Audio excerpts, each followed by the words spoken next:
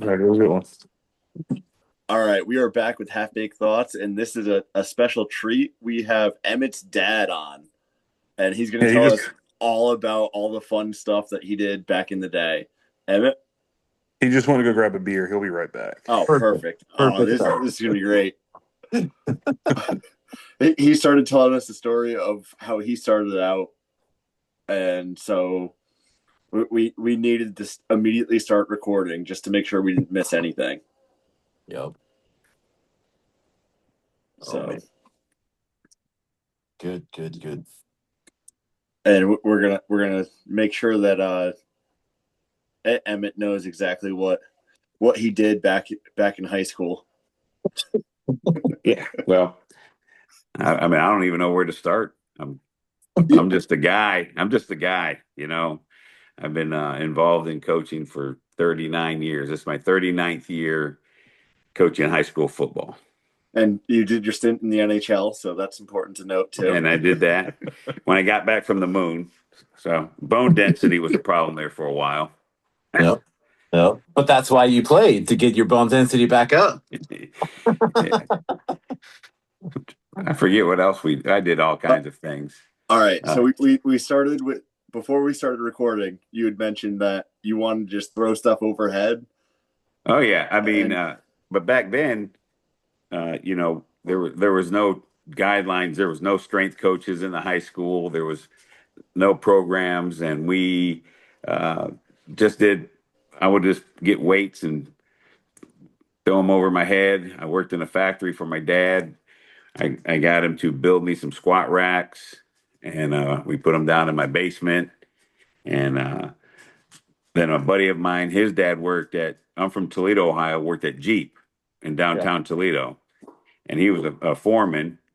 So they got all the rims wired up, welded them. We used bars, and those were our weights. So we didn't know if they were 45 pounds or 60 pounds, but we put, Yeah. you know, one on each side. To us was 135, yep, and two was 220. We never knew what it was. And then, it was 1,000 pounds. yeah, well, it probably wasn't 1,000, Yeah, but about 990 maybe.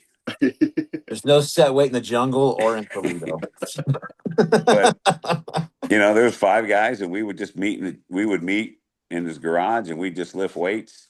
And most of our information came from that time Joe Weider's magazine, Yep. Muscle and Yep. Fitness, yep, and you know, we got the Arnold Schwarzenegger books, and we Yep. wanted to have legs like Tom Platz, and you know Lee Haney. And I remember when I saw the T-shirt, "If you're going to be a bear, be a grizzly," and it was on after that. So I was very fortunate in high school. Myself, I played football in high school, and ours we had a coach who was from Minnesota, Mick Lucia. I remember, and he actually this was in 1981, and he had us. Well, I don't know if we were really doing it. Power cleans, yep. and he was from Minnesota, and I tell you, I mean, to me, that was fun. We were throwing weights, seeing if we could get over our head, just like Mhm. the Olympics. I remember Lee James was the American qualifier in 1976, and I wrote him. He sent me a little. Well, somebody sent me a postcard with his picture and his autograph on it, and you know, I just enjoyed everybody back then. Just like now, everybody wants to be the biggest, strongest dude Oh What yeah. in year? the gym. I'm not sure if you or Emmett remember. What year did they get rid of the strict press in the Olympics? Was that in the that was in the 70s, wasn't it? I don't remember. I really don't remember it because we Okay. didn't follow it like that. Then Yeah. uh, it was still going to be figure skating and gymnastics and Right. weightlifting. Still wasn't. We'd just be lucky to catch a glimpse in a Yeah. magazine. Yeah. Right.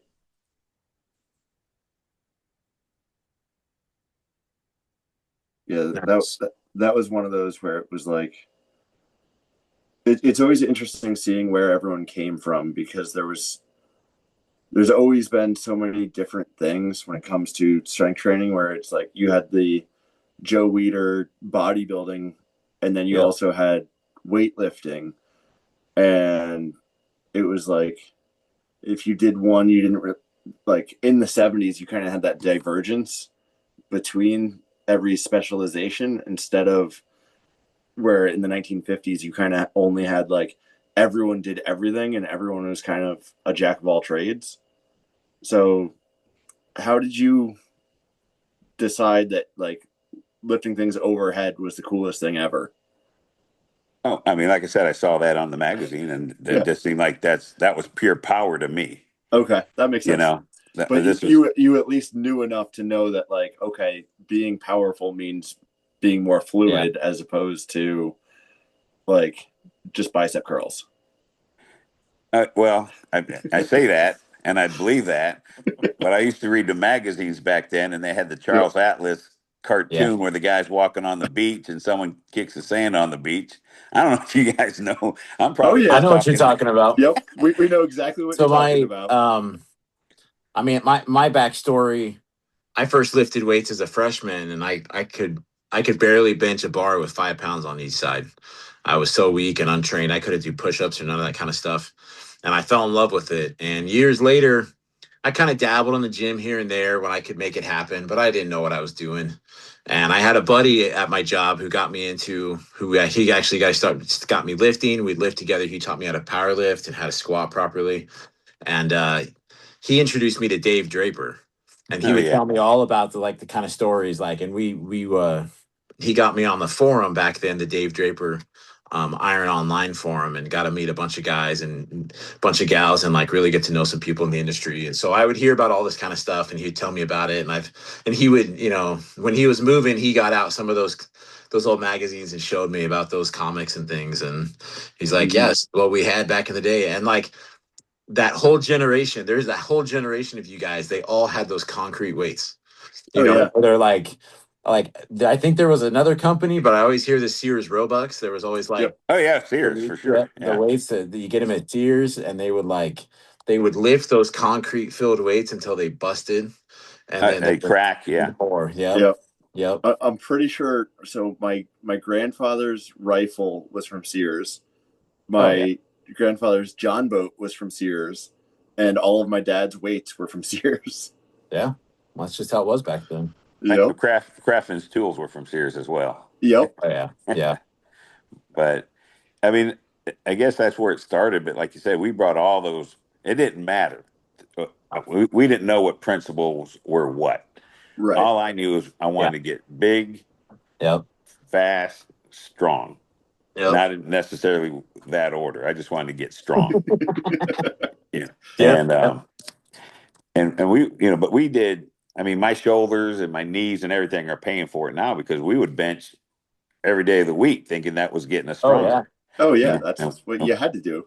and we would max every day. And on Friday nights when we were going out, we before we go to the club, You get a pump. we get a pump. And I did that before my wedding. so I mean, I don't know. I just had a fascination with Yeah. just that. I mean, I did play um, college football, and then the weights became a little bit different. I played at a small Division III school in Ohio. Um, Is and that our what made you move from South Carolina to Ohio? Well, after I graduated, I moved to South Carolina. Yes. Oh, okay. No, I'm from Ohio, Toledo Okay. originally. Okay. So So originally Toledo, and then you moved to yes, South Carolina afterwards. yes. Okay. But the school that I went to, one of our big rivalries in conference rival teams was Mount Union, and Mount Union's won multiple national championships at the Division III level. I Okay. think their head coach is now the head coach at Kansas, I believe. Is it Kansas or Kansas State? Yeah. One of I those think two. Kansas. But he was a renowned coach. But it was also known that there was the powerhouse gym when Dover, Ohio, or New Philadelphia, Ohio, Yeah. had some big power lifters there, and they had this magic go-go juice that most of the players at Mount Union had access to. And all of a sudden, they went from going 0-10 to 10-0. And Yeah. Division III doesn't exactly have drug testing. Yeah. And I would know. I'd go around and I always knew. I'm a naive guy. I'm a Yep. naive person growing up. Didn't know anything, and all of a sudden I see my buddies. I probably shouldn't say this. I won't give out any names, but they're eating tuna fish out of the cans, Oh yeah. and every Yep. night they would drink for like 7 days a week, and all of a sudden they're eating tuna fish out of the cans. They're not drinking anymore. I'm like, dude, what's going on? I'm giving it up for a little bit. I didn't know. I know you gave up drinking so that you could drink more water Yeah. and gain strength. Yeah. It Yeah. was it Right. was magic. Yeah, it was a cheat code. Yeah, they had the cheat code for sure. And of course, back then it was the T-shirts, Dynaball, Breakfast of Champions, and you know, I mean, it's a bunch of crazy stories. I knew a bunch of guys. Went to school with two guys that became strength coaches in college. One was a strength coach at Penn State for 20 years, Hmm. Oh wow. John Thomas, and then he went down to Miami University for 2 years, and then he's now in New Hampshire coaching at the university there and retiring. And then Tim Swanger, who was at the University of Cincinnati, and then at West Point Academy as a strength coach. Okay. So, and then when them guys they move up and you go visit, you kind of pick up some things, you learn some things. Mhm. I've been able to spend some time with Dave Van Hallinger, who was the strength coach at Florida State University under Coach Bowden.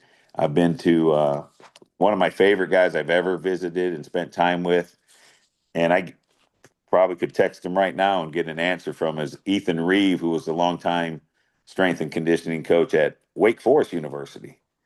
Mhm. And Wake Forest is not known for their football programs, but with their, his training, they ended up winning the ACC and played in the Orange Bowl. Probably around I don't even know the year anymore. Forget. It was right after we won the Stanley Cup. Um,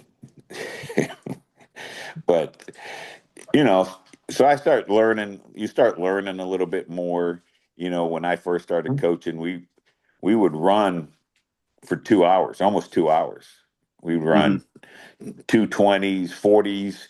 We'd run, we'd do bag drills, ropes. Back then, we'd do the high ropes, high Yep. knees, Yep. like you Yep. see in the old movies. And now you have these agility ladders on the ground, and Mm. it, I've seen it go full circle. What what what was the trigger for you in that environment to see like you always see these fads come and go as you're more experienced in coaching. So in the moment though, did you kind of like think, oh, I need to keep up with these guys, or did you think, no, we're doing really well, we're gonna keep where we're at right now? Like what went into your thought process over these 39 years to decide when you needed to change and when you needed to just stay where you were? Well, I think it's like everything else, just education, Okay. just learning. Bruno Pauletto was a strength coach at the University of Tennessee. And he was, I'm not really sure what country he was from, but he was an Olympian, a thrower. And Hmm. he came over to the States with all the Eastern Bloc Yep. thoughts. Yep. And he was a strength coach for Phil Fulmer. And every year he would do a strength clinic in Knoxville, Tennessee. And me and my head coach that I worked for, we would go up there every spring. And they'd have strength coaches from around the country come in, and Bruno would talk, and they'd take you. The kids could go, and they put the kids through a workout and whatnot. Did you do that workout? Yeah, Reese went to that. He participated in that, and I learned a lot of things. Chris Carlson, who was a strength coach for the University of Southern Cal, spoke, and he was an assistant at Tennessee. And I just remember listening to him. One of the things that he triggered for me was if you're, the weight room is an extension of your football practice or any Hmm. practice. And he goes, and Okay. if you're dragging ass in the weight room, you're going to be dragging ass on the practice field. Yep. And you know, the I probably like it. the biggest thing I had to learn, and the coaches of my era had to learn, is there is such a thing as hydration. Oh yeah. Yep. Yeah. Yep. And I also worked and Reese grew up in these two small towns in South Carolina. We had a number of NFL players come out of there. Hmm. Wow. That's awesome. And they have coached seven NFL players.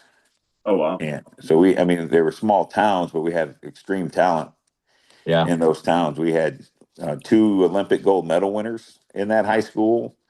Oh wow. One as a track runner.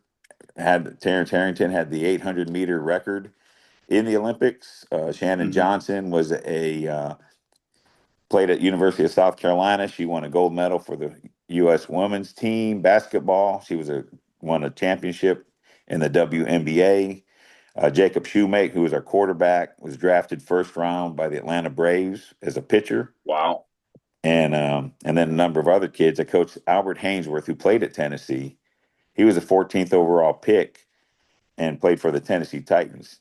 You might know him if you're from Connecticut. He was the first $100 million man in the NFL, Hmm. contract wise, guaranteed 32 million. He signed with the Washington Redskins after 7 years with the Titans. Dan Snyder and Shanahan didn't like him and made an example out of him, supposedly. And he was on ESPN every day because he couldn't make the 300 yard conditioning test. Oh wow. Huh. And so Albert was, again, he was the guy that was known for stepping on David Gerard's head of the Dallas Cowboys during a Hmm. game. Okay. And then he did play for the Patriots for a year. But we had great athletes. And I guess when you have great athletes, a small town, small college in the town, Mhm. Yep. you have access. People would never believe the stories that I really could tell. I mean, you think Friday Night Lights was something in Texas and that movie they made. I mean, I lived it. I mean, when you're in a Hmm. small town and you're winning state championships in football, Oh yeah. the high school that I played during my duration played in 6 state championships, Wow. and the people care about it. And then when I went to Yeah. Camden, that was another Yeah. Camden high school, um, and that's where I don't know. We call them Big E. That's where he graduated from. We had a number. Bobby Ingram was one of their most well-known players. Played at Penn State University, and then played he's with the Ravens and the Seahawks. And so that's a big university with a storied history. Um, if you're going to coach those kind of guys, you've got to have top training. You want to prepare. We Mhm. always used to pride ourselves and say, we're going to prepare you for the next level. Hmm. So you Yeah. have to know the latest in training. I guess that was the motivation. I've always wanted to be the best. Like I said, at that time, I wanted to be the strongest. Well, then I Yeah. wanted to be the best offensive line coach. And then I wanted to be the best. I mean, I was a strength coach. I did it for all those years. I wanted to be the best strength coach. Now, was I or am I? No, probably not even close. I mean, but it wasn't for lack of trying and lack of trying to be educated. I've been around a lot of guys who were smarter than me, and then I've coached a lot of great players. And I can promise you, I'll take a great player any day over my coaching ability. I'm a better coach with better players. Right. And so I guess, do you find something in common with all of those great players where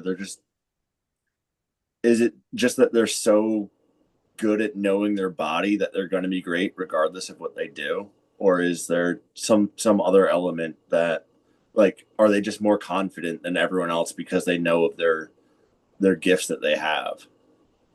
When I look back over time and I realize, I said, man, I coach this guy. He's playing for the Miami Dolphins. This guy's playing for the Seattle Seahawks. Wow, he played for the Tennessee Titans.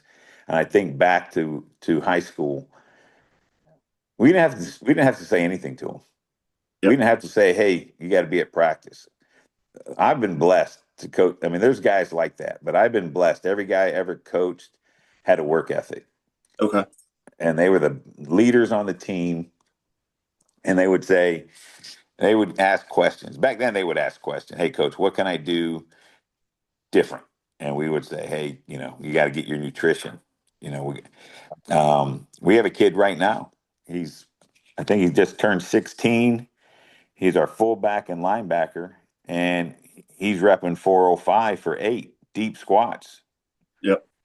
And I mean, he could have got, he wanted to do 500. His goals to do 600 before he leaves high school. And I'm like, dude, you're going to play college football. Yep. You got 405 pounds on your back right now as a junior in high school. That's enough for me. There's other things. Now we have to move on Right. to other things. Yeah. Your hip Yep. mobility, your Yeah. flex, and Yep. again, I'm not the guy who knows all that stuff. We have some coaches on our staff who do. We have some knowledgeable people around. Um, I mean, I see kids in high school now. Believe it or not, I can't believe how much weight they got on their backs. Yep. I think it's stupid, to be honest. Yep. And again, that's everybody has an opinion. And that's my opinion. I don't like it. Well, and Yeah. that's where there's so many facets of being a football player where you have to determine what buckets you want to fill because you only can handle so much stress. So it's like if you can squat 600 but you can't run, you can't get into a squat to actually be able to get into a 3-point stance. What good is it? Yep. Right. Yep. He's a great player. And so we're just working with him and trying to get him to understand, that it's not just strength. Yep, You know, that makes sense. Yeah, that can be hard. How do you navigate kids that are less talented on the team that might not feel like they're getting like every great player, every coach is going to want to manage because they determine the success of the team. How do you manage the kids that are less talented to ensure that they're actually enjoying what they're doing as well? well, we have an accountability program within our program, and we divided kids into teams, and it started in the winter. And we have a point system based on grades, behavior, attendance. I mean, we get all that before we even think about getting in the weight room. Yep. Yep. And then we get in the weight room, and we have our daily workouts, daily attendance. Are you cutting reps? We have competitions and in the weight room, and we have a point system, and the winners get a shirt and a hat, and the second place team gets a hat. They didn't want to do my idea. I wanted to give the winning team steaks and everybody else hot dogs. But That's awesome. That but is fantastic. That's a good idea. but we have 10 racks. We have a JV program and a varsity program. The JVs lift first, and then Yeah. varsity lift second. So we don't have any of that. Uh, we don't have a ninth grader coming into our program who can bench the bar looking up to a kid who's got 225 on the bar. Yeah. Well, Yeah. and he's trying to do that because he's embarrassed because he can only do the bar. Yeah. Yeah. That, We put our kids. We no, have it's 10. I appreciate that. We have 10 racks around our weight room, 5 on one wall, 5 on the other, and they're numbered 1 through 10. And our strongest start at 1, our weakest at 10. They know it. I mean, you can't hide it. Yep. But they're working with their peers. Right. Okay.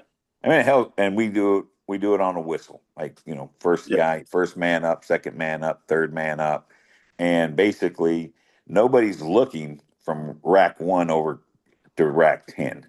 Yeah. Okay. They got to be focused on their group. Yeah. And, they got to be a partner. They've got to spot. They've got to change weights. We make everybody do something. Cleaning up the weight room. If I see a young man standing there and everybody else is picking up Yep. the weights, and I say, if you can't find anything to do, jog in place. Yeah. And I mean, so everybody's doing something. Nobody's lazy. No one's entitled. I guess that's the biggest thing. We're all going to be. I believe in servant leadership, Yep. and if you do it, Amen. you do it. Then, as a coach, I do it. I pick up stuff. Yep. I don't tell someone, hey, go do that. If they Yep. see me working, if it's good enough for me, then it's good enough for them. Yep. And we do talk to them. We talk about setting their goals. We don't want a 135-pound wide receiver thinking he has to be as strong as the varsity left tackle. Nope. But he has to be faster than the left tackle. So that we have things, we measure them. I think, in my opinion, if you got a kid, and you don't have many of them, but if you have a young man who can squat 405, bench 315, clean 225, the strength is there. We do deadlifts. Um, we, but I don't think, and then on the bottom end, to get into the program, you need to be able to bench. I want you to be able to squat 315, maybe 275, bench 185, clean 155, and those are your starting points. Now you're able to become building blocks, and you can be part of this program. But we start off with, we have the 10-pound plates and the 5-pound plates. They're not worth 2 cents, but we have them so that they can get underneath the bar on the Yep. deadlift. It's a proper um, height and everything. Yeah. But we Yeah. don't look at numbers. We don't look at. I mean, I don't think our kids even look at each other when they're doing the weights. I think that's the That's biggest awesome. thing. That's really awesome. I just think they're trying to focus on themselves being the best version of what they can be. We have a coach. He came in.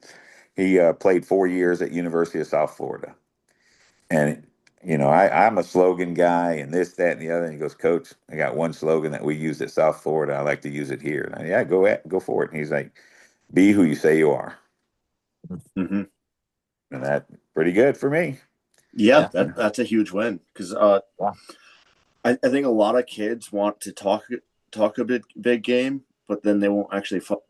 That's true of anyone, right? Where it's like it's easy to tell a story. Not calling anyone out about like NHL because obviously you were there, but it's easy to tell a story as opposed to actually doing something. Where it's like if I'm so with me, if I'm going to tell the kids, I have a couple of 22-year-olds that were lifting here, and so I said we're going to sprint so that we actually feel like we're, actually athletic. We're going to sign up for the annual masters, whatever it is, track meet every year. We're going to do it, and we're going to be honest with ourselves that we're going to actually do it. And sure enough, everyone caves except for me and the one other kid, Christo.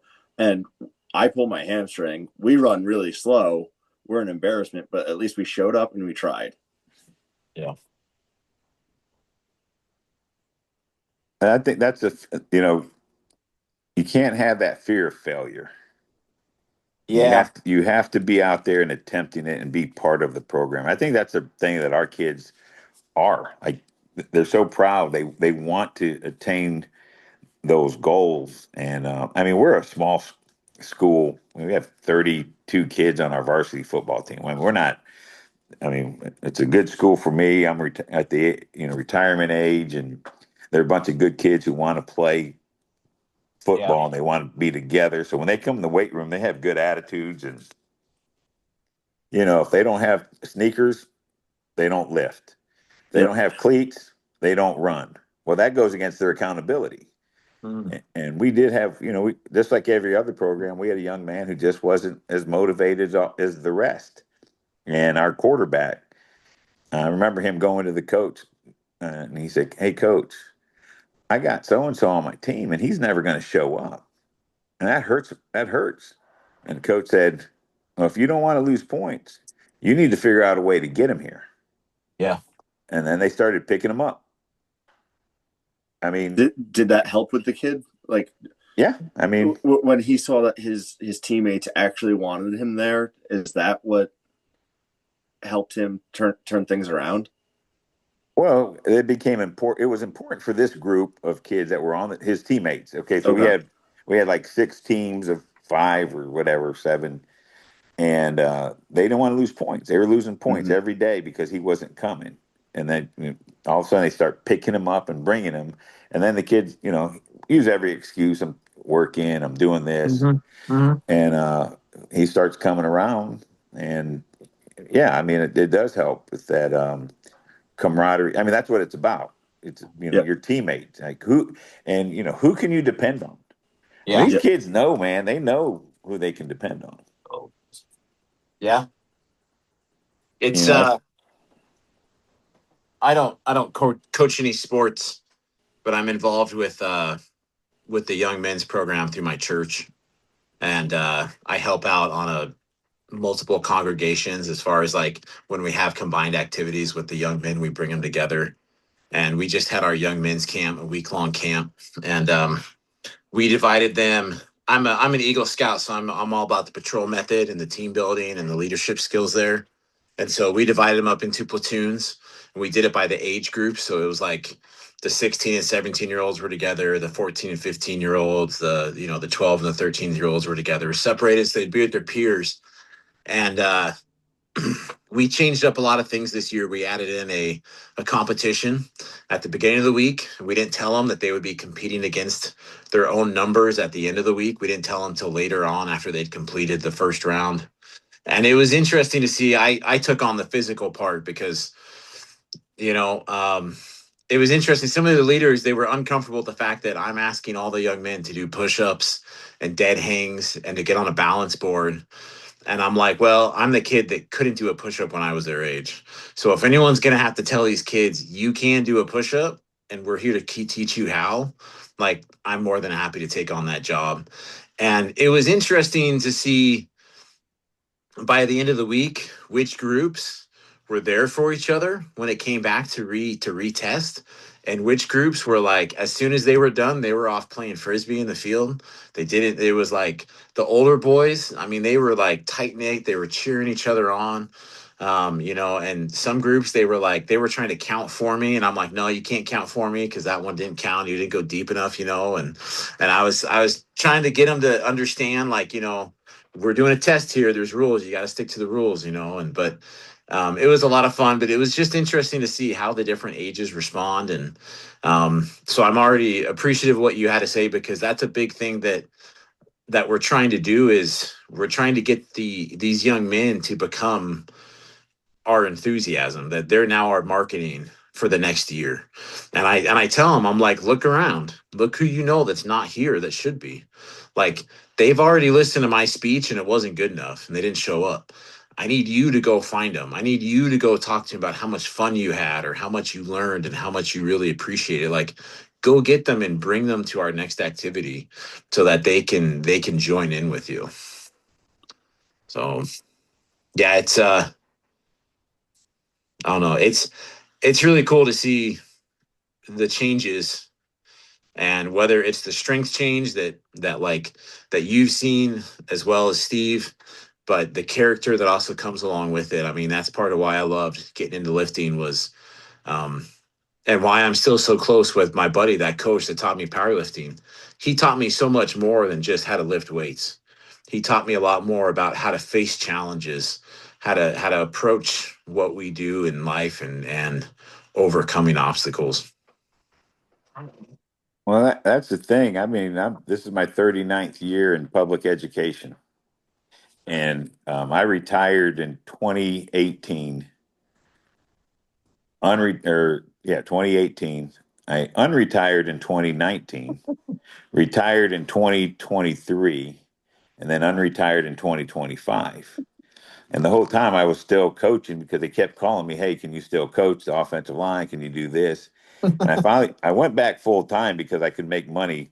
more money Yeah. coaching full time, teaching and coaching. Wow. But everyone always asks me, why are you doing it? Like, how do you work with kids? Haven't they changed? Oh man. And The I'm kids are the going, best. kids haven't changed. And No. I'll tell them, and I'll ask them. I'll ask to whoever's telling me. I go, if they're a man, especially, I'll go, what did you think about when you were 16 years old? Yeah. What Yeah. did your father think about when he was 16 years old? What did your grandfather? Heck, you can go back thousands of years, and when kids turn 16 and thinking about driving fast, drinking a Yep. beer, and that girl. Yep. That ain't changed in a million years, 1,000 years, maybe a million. But I mean, it hadn't changed. What's changed is those darn things I'm holding in my hand right now. Yep. Yep. What's changed is the parents who call and say, "Hey, I paid $6,000. We're going to this AAU basketball tournament. Can he miss the first week of football practice?" Like, no, the football practice has been scheduled, Yep. since January 1st. And well, he's going to get a scholarship, and coaches are going to be at the showcase. Well, you know what? Maybe you ought to focus on basketball. Well, if he doesn't make it, he wants to play football. Well, which does he want to make it in? You know, I mean, I've told you I'm very fortunate to coach some great players, and a lot of our kids have gone on to colleges. But these parents will come to me and go, "Hey, I need my son to get a college scholarship." I said, "I guarantee your son a college scholarship. I can guarantee your son will get a college scholarship." "Thank you, coach. Thank you." I go, "No, no, no, no. Got to hear me out. I got to get straight A's first, Yeah. and they got to take that test score. And if they get a Yep. good enough test score, I promise you, they're going to get a Yep. college scholarship." Yep. "No, they want to play football, coach." Wait, I mean, I don't know how it is anymore. It used to be you had to get good grades to go to college. I don't know. Right, right. You used to. Well, I don't know. my bro. So I was crazy enough to buy pole vault mats from uh high school that was basically throwing them out in New Jersey. I paid $5 for them. I rented a U-Haul for like 500, and now I have pole vault mats in my backyard. But my Those brother are did. $20,000 mats. I know that's why like I know. So and then I found I have a pole that's rated for 215 pounds. It's 16'9". No, Lightweight. nobody on the planet should use it. But like I'm slow enough that I can't get hurt on it because I'm only going as high as my arm can reach. But you know it's one of those where my brother pole vaulted 13.6 and I wanted him to try it, and he's like, "I'm gonna kill myself on that. I'm not using that." But so I've got a girl that's 14. One of the 22-year-olds, his sister, wanted to do pole vault, and she never cleared a height. So I was like, you know what? If she wants to lift weights with us, and then she'll try pole vaulting, she can. But her parents apparently don't let her watch YouTube, and I'm just like, you gotta learn how. Like, you're gonna have to watch videos and watch others that are competent at this because I don't know what I'm doing. But it's like she says, "Oh, I haven't had time." And it's like, well, do you care about getting better at this sport? And we had to have this talk today because it was like, I can't learn pole vault for you. So if it's something you truly want to do it. You have access to the pole vault mats. You have a pole here rated for Yeah. your body weight, but I can't do it for you. And so that was something with coaching where we had to have a conversation because it's like here all I can do is help you get bigger, stronger, faster, right? It's I can't teach you your sport, and I'm not a coach at your sport, and I'm not getting paid for this anyway. This is just I'm the weird guy that has all of this equipment in my backyard. So I You start them at two hands, yeah. and then you work them up. Yep. It's all about the approach. Well, and that's where it's she tends to have two left feet right now.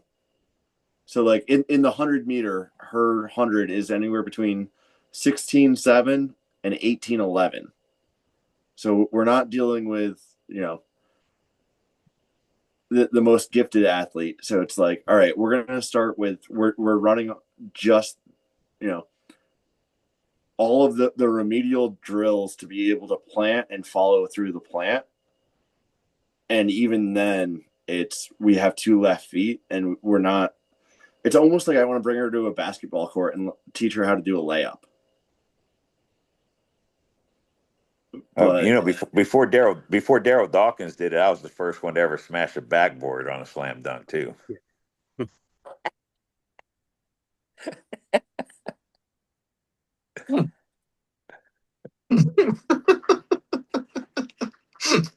He's about 5'6". I'm at least 5'7". What's wrong with being 5'6", first off?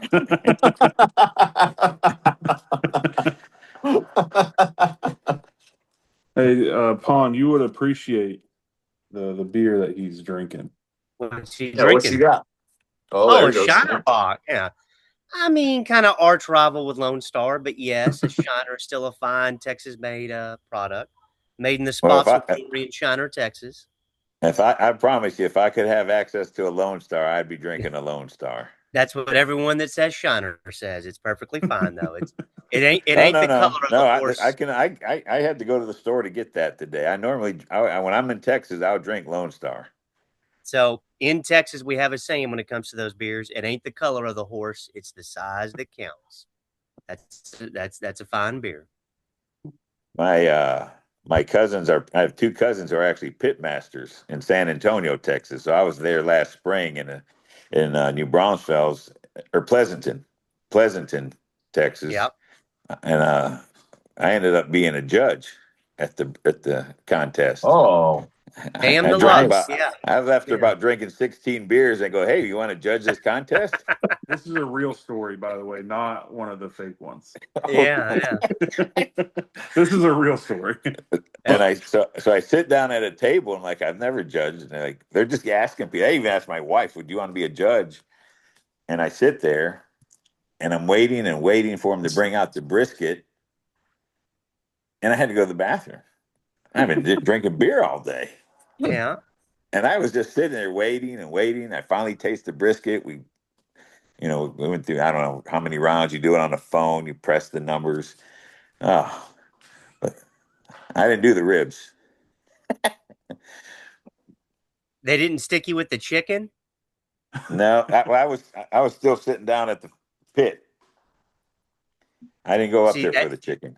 that's normally what they'll do at most cook-offs is they'll find like the out of towner or something like that, and hey, we need another chicken judge, and that's kind of the joke is, you know how difficult it is to judge between people's chicken, like it could be too dry or something, but like boy, ribs and sausage and brisket is a little easier to differentiate between people's blends, but the chicken, yeah. I mean, you all put salt and pepper on it and cooked it till it was done. Like, there's not a lot of variance in chicken. I've yet to find a prime or a USDA choice chicken, Yeah, right. I mean, I have a Which million is stories. I have a million stories. I've coached 2 state champion pole vaulters. really, Yeah, he was a head track coach when I was in high school too. I need all of these stories. Well, I took him to a guy in Columbia, South Carolina, named Rusty Shealy, who used to be the coach at University of South Carolina. That was my secret. I drove him over there. That's perfect. That's You a know, good trick. Just don't. The best coaching tip sometimes is don't get lost on the way there. just refer out. And but there's pictures of me with the guy young man right before he won the state championship, and I forget, he was going for 15 or something, and I'm standing there and he's standing there. He's got his pole in there, and I've got my arms folded, my hand like this, looking, and they put it on the paper. Coach Reyes preparing Lindsay for his state championship attempt. I think I was just saying, "Hey man, hurry up! We got to go eat." So my brother, he was crazy enough to buy his own pole, and we had a farm, so he would either pole vault onto giant, the 3 foot by 3 foot hay bales, and if you go sideways, you're going to have a really bad time. And then we also had he put a pole vault pit on the end of our dock into our pond. All right. And if you go sideways, you're going to have a bad time because it was about a foot deep. So Oh, jeez. he landed in some mud. But one day we were at the school, and I drove a Suburban in my senior year of high school. So like we just have the pole sticking out the back, and our buddy and I we would be like, all right, we're elite pole vault coaches. We were just drinking Mountain Dew at the time, and we'd just chuck our empty cans at my brother as he tried to pole vault, and we said we were elite coaches. That's awesome. I'm actually the school that I'm coaching at. Believe it or not, their dad has coached three brothers. Two of them the state championships in the state of Florida, and the third one is a junior this year, and he was a third place last year in the state championship in Florida. And his brother actually went to Ole Miss to pole vault Oh, wow. and was attempting for the Olympics, and now he's coaching at Ole Miss, I believe. That's cool. Yeah, but I've coached wrestling for about 16 years as well. I was in small schools, so they just needed coaches. Yeah. And the true story that no one ever believes is that I coached tennis for 4 years, Really? and we were good. What, state runner up? No, we weren't state runner up. We were the quarterfinalists, and we ended up losing to a team out of Hilton Head, South Carolina, and that's where they had all the international players. Oh, In I can't remember the guy's name now. Just drew a blank, but he was a renowned coach down in Hilton Head, and he had all the international players in Hilton Head High School. They beat us. Um, but when people that story is a weird story. My neighbor was the athletic director. He lived 4 houses down from me. He was our head football coach, and we were going home after school one day, and I go, "Hey, coach, what's up?" He looked down. He goes, "Yeah, Bob, who was the tennis coach, just got a job in admin. He's going to be an assistant principal, and administrators can't coach. Now I got to find a coach, and the season starts on Monday." And he looks at me and he goes, "You want to coach tennis?" I said, "No, coach. I didn't even know how to keep score." And we get right before we get into our cars, because we walk out to the parking lot together, and I'm parked next to him. I'll tell you what, if you don't have a coach by Monday, I'll do it. I don't know what the heck. It was Friday afternoon at 4 o'clock.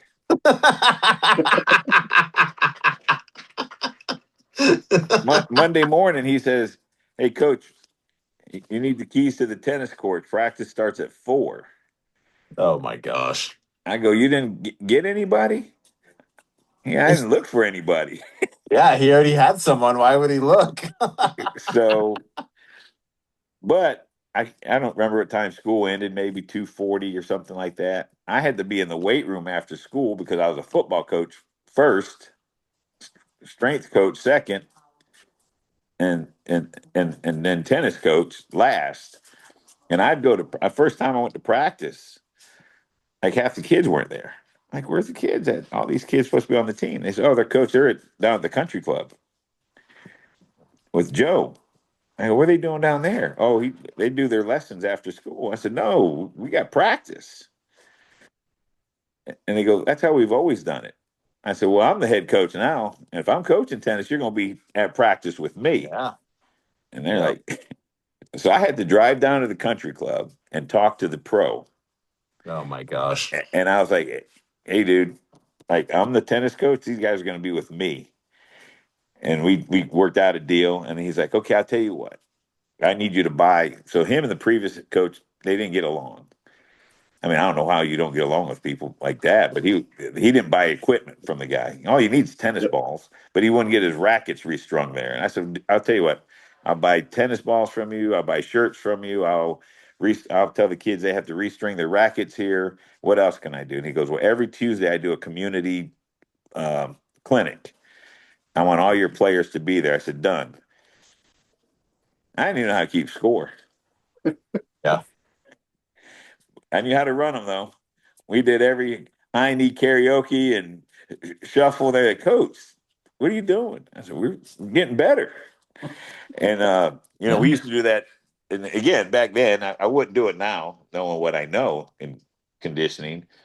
But in football, this is about 98, 1998, 99. We were still doing a 300 shuttle conditioning test. Now, you're supposed to do that at 25 yards, 25 back, 25 back, 25 back. Well, for football, I just went across the field and back 50 yards. So it Yep. was 3 times.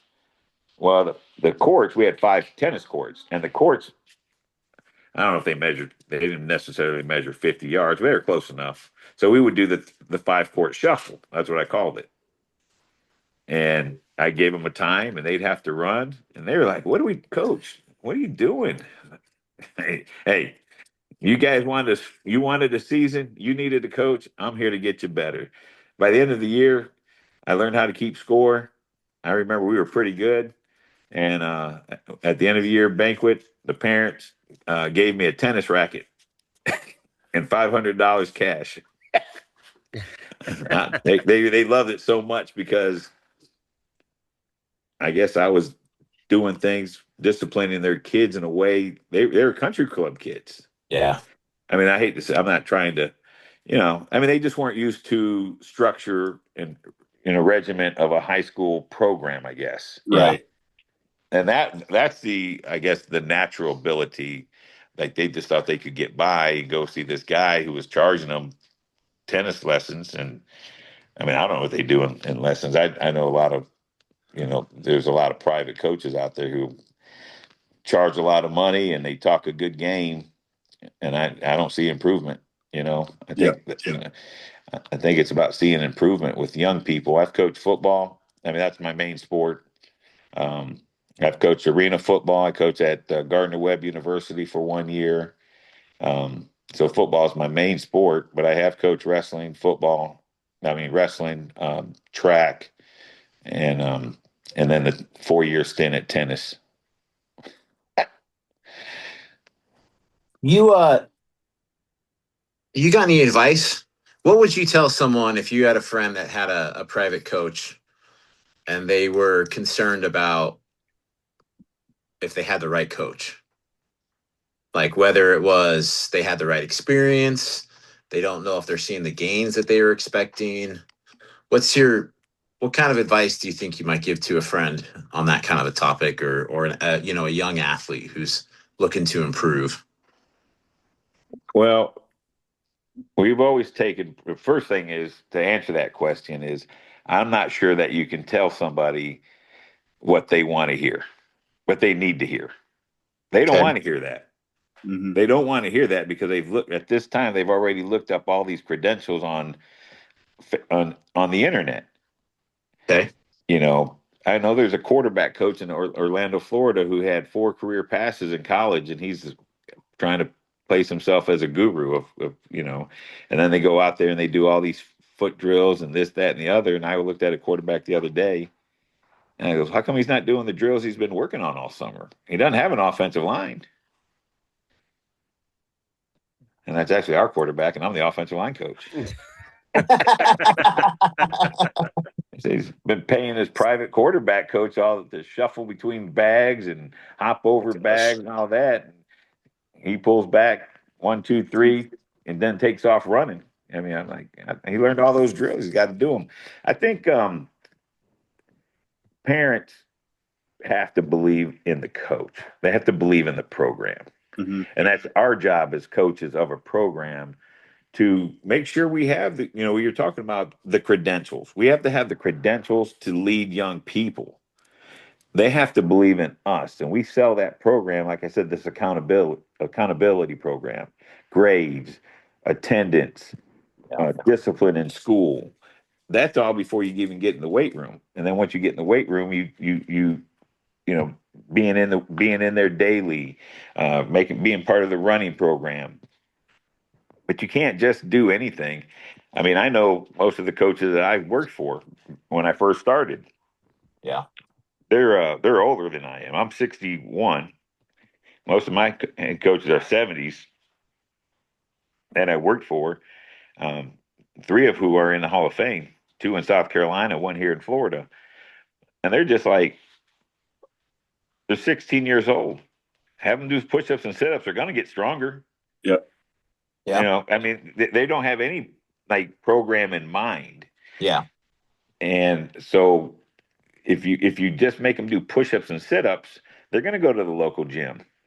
Yeah. And there's a guy here in town who's extremely knowledgeable. He used to help us um, on the football field and in our weight room. Mm-hmm. And they can run to him. They can run to these other guys who they think, you see a big guy, you see a guy who's walking around, he's muscular, you think he knows something. Yeah. And half the time they don't know anything, they're just genetically blessed. Yep. And so you have to sell yourself, I guess, as a coach and your program. And you can't just I can't go in there and say, hey, I can do this for your son. I have Okay. to have 2 and 3 and 4 and 5 coaches around me and say, hey, Coach G, played 4 years at USF. He's knowledgeable. He's got a kinesiology degree and a biology degree and an education degree in 4 years. And he's got a master's degree, 4 years in all these areas. And Coach Burke, our head coach, he's a Hall of Famer. He's in the Hall of Fame at University of Central Florida. He's won multiple state champions himself, put multiple players in the NFL. We've got a couple coaches who were very successful in college, have had successful high school careers, and you just bring us all together. I think collectively we feel like we can do something for your children. Mm-hmm. But that's a difficult question. Honestly, I don't know if you can tell a parent anything that they're going to go. When Reese was growing up, and he played baseball, and we were in a baseball town, and all these kids, played travel ball and did this and did that. Yeah. And they had Yeah. these I don't know what they were called, Eastons, the $300 Easton bats. Yeah. And, I'm a teacher and my wife's a teacher. And I mean, we're just poor. Yep. Reese is using the Walmart bat for $6.99. Yep. And again, I know I'm throwing all these people out there, but Jimmy White was the head baseball coach in Hartsville, South Carolina. He's in the Hall of Fame. He's won multiple state championships. And it's a great baseball program. They do a tournament every spring and bring teams from all over the country down there. And I went to him. He's a knowledgeable baseball coach. And I said, hey, Coach White, do these bats make a difference? And he goes, not if you don't make contact with the ball.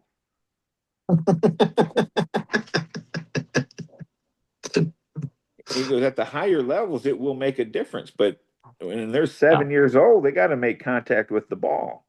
Mm-hmm. You no need to carry a $300 bat and strike out with it.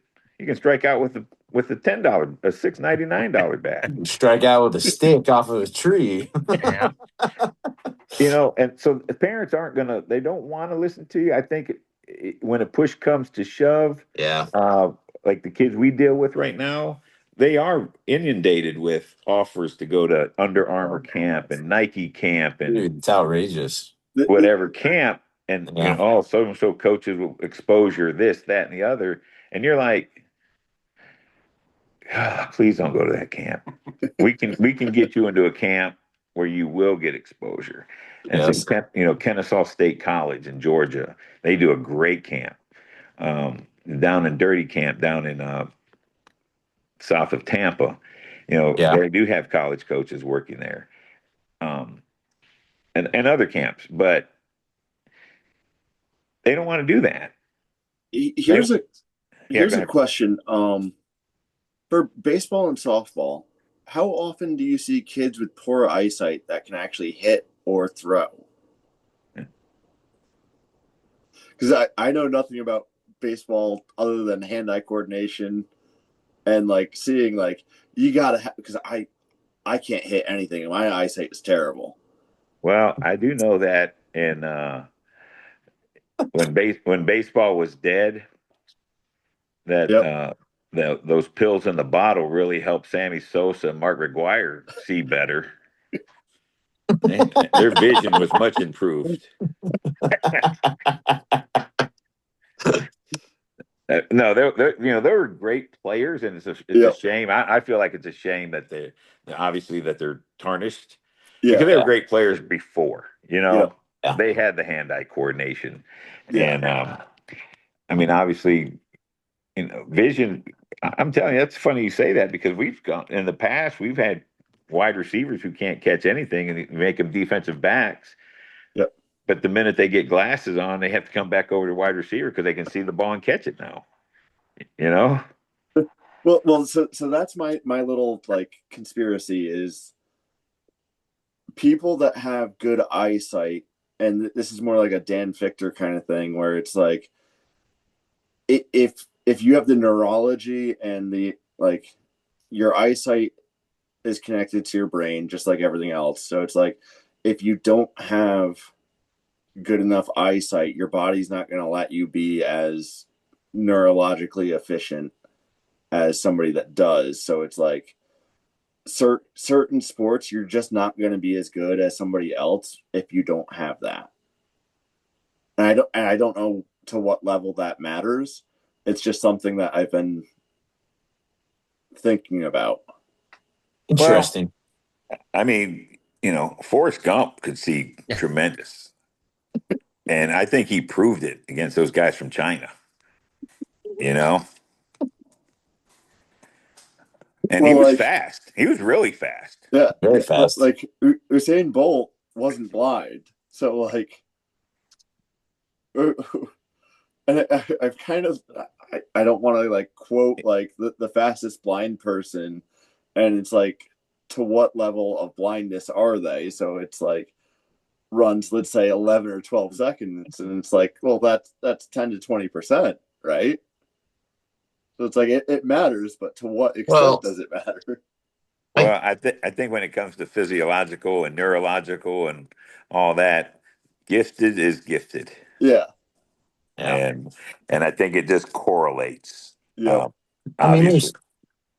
there's other things that impact kids. I mean, especially someone who wears glasses. Like, Yeah. if you can't see, that's definitely going to affect your hand-eye coordination. Right. And so, if that's not caught early enough, then that's definitely going to affect your ability and your muscle, your neurological development and your talent and the motor skills. But of course, then at the same time, like, I mean, I had glasses years before someone taught me how to throw a football. It wouldn't have made a difference anyway. But no, Did you get that's an better at interesting push-ups? concept. Did you get better at push-ups once you got your glasses? Yeah, right. Yeah, that didn't affect my push-ups. I will say Tiger Woods won more majors before he got LASIK surgery. Okay. Did he get LASIK surgery before or after he wrecked his car? Which time? But I mean, there was a big deal about that when he got it. Yeah. People were accusing it of being performance enhancing. Yep. Oh, Like really? the same as Oh, steroids. What? LASIK? Yeah, Haters because gonna hate, it's man. golf. Like it is like Haters gonna hate. a Yeah. sight-based sport. Yeah. It's a Yeah. perception. Like if you're seeing a gradient, like an astigmatism, right? It's warping how you Oh, see yeah. the environment. I mean, I was always the worst player on the team, but I played some pickup hockey, and I could not fit my glasses underneath my helmet. So I played blind, but I wasn't the puck handler. I just had to look for that black streak and get in the way and see the other guy coming and get in his way. And then and this was when I was out in California. While I was working there, I got contact. Now you're lucky enough to have an NHL veteran on the podcast. Yeah, exactly. And eventually I got some contacts while I was out there, and like, man, I was like, oh, I can see again. It definitely didn't help my puck handling or my skating skills, but it was one of those like, yeah, that'd be kind of rough. Here's a good Emmett story when he was a young kid. Yeah.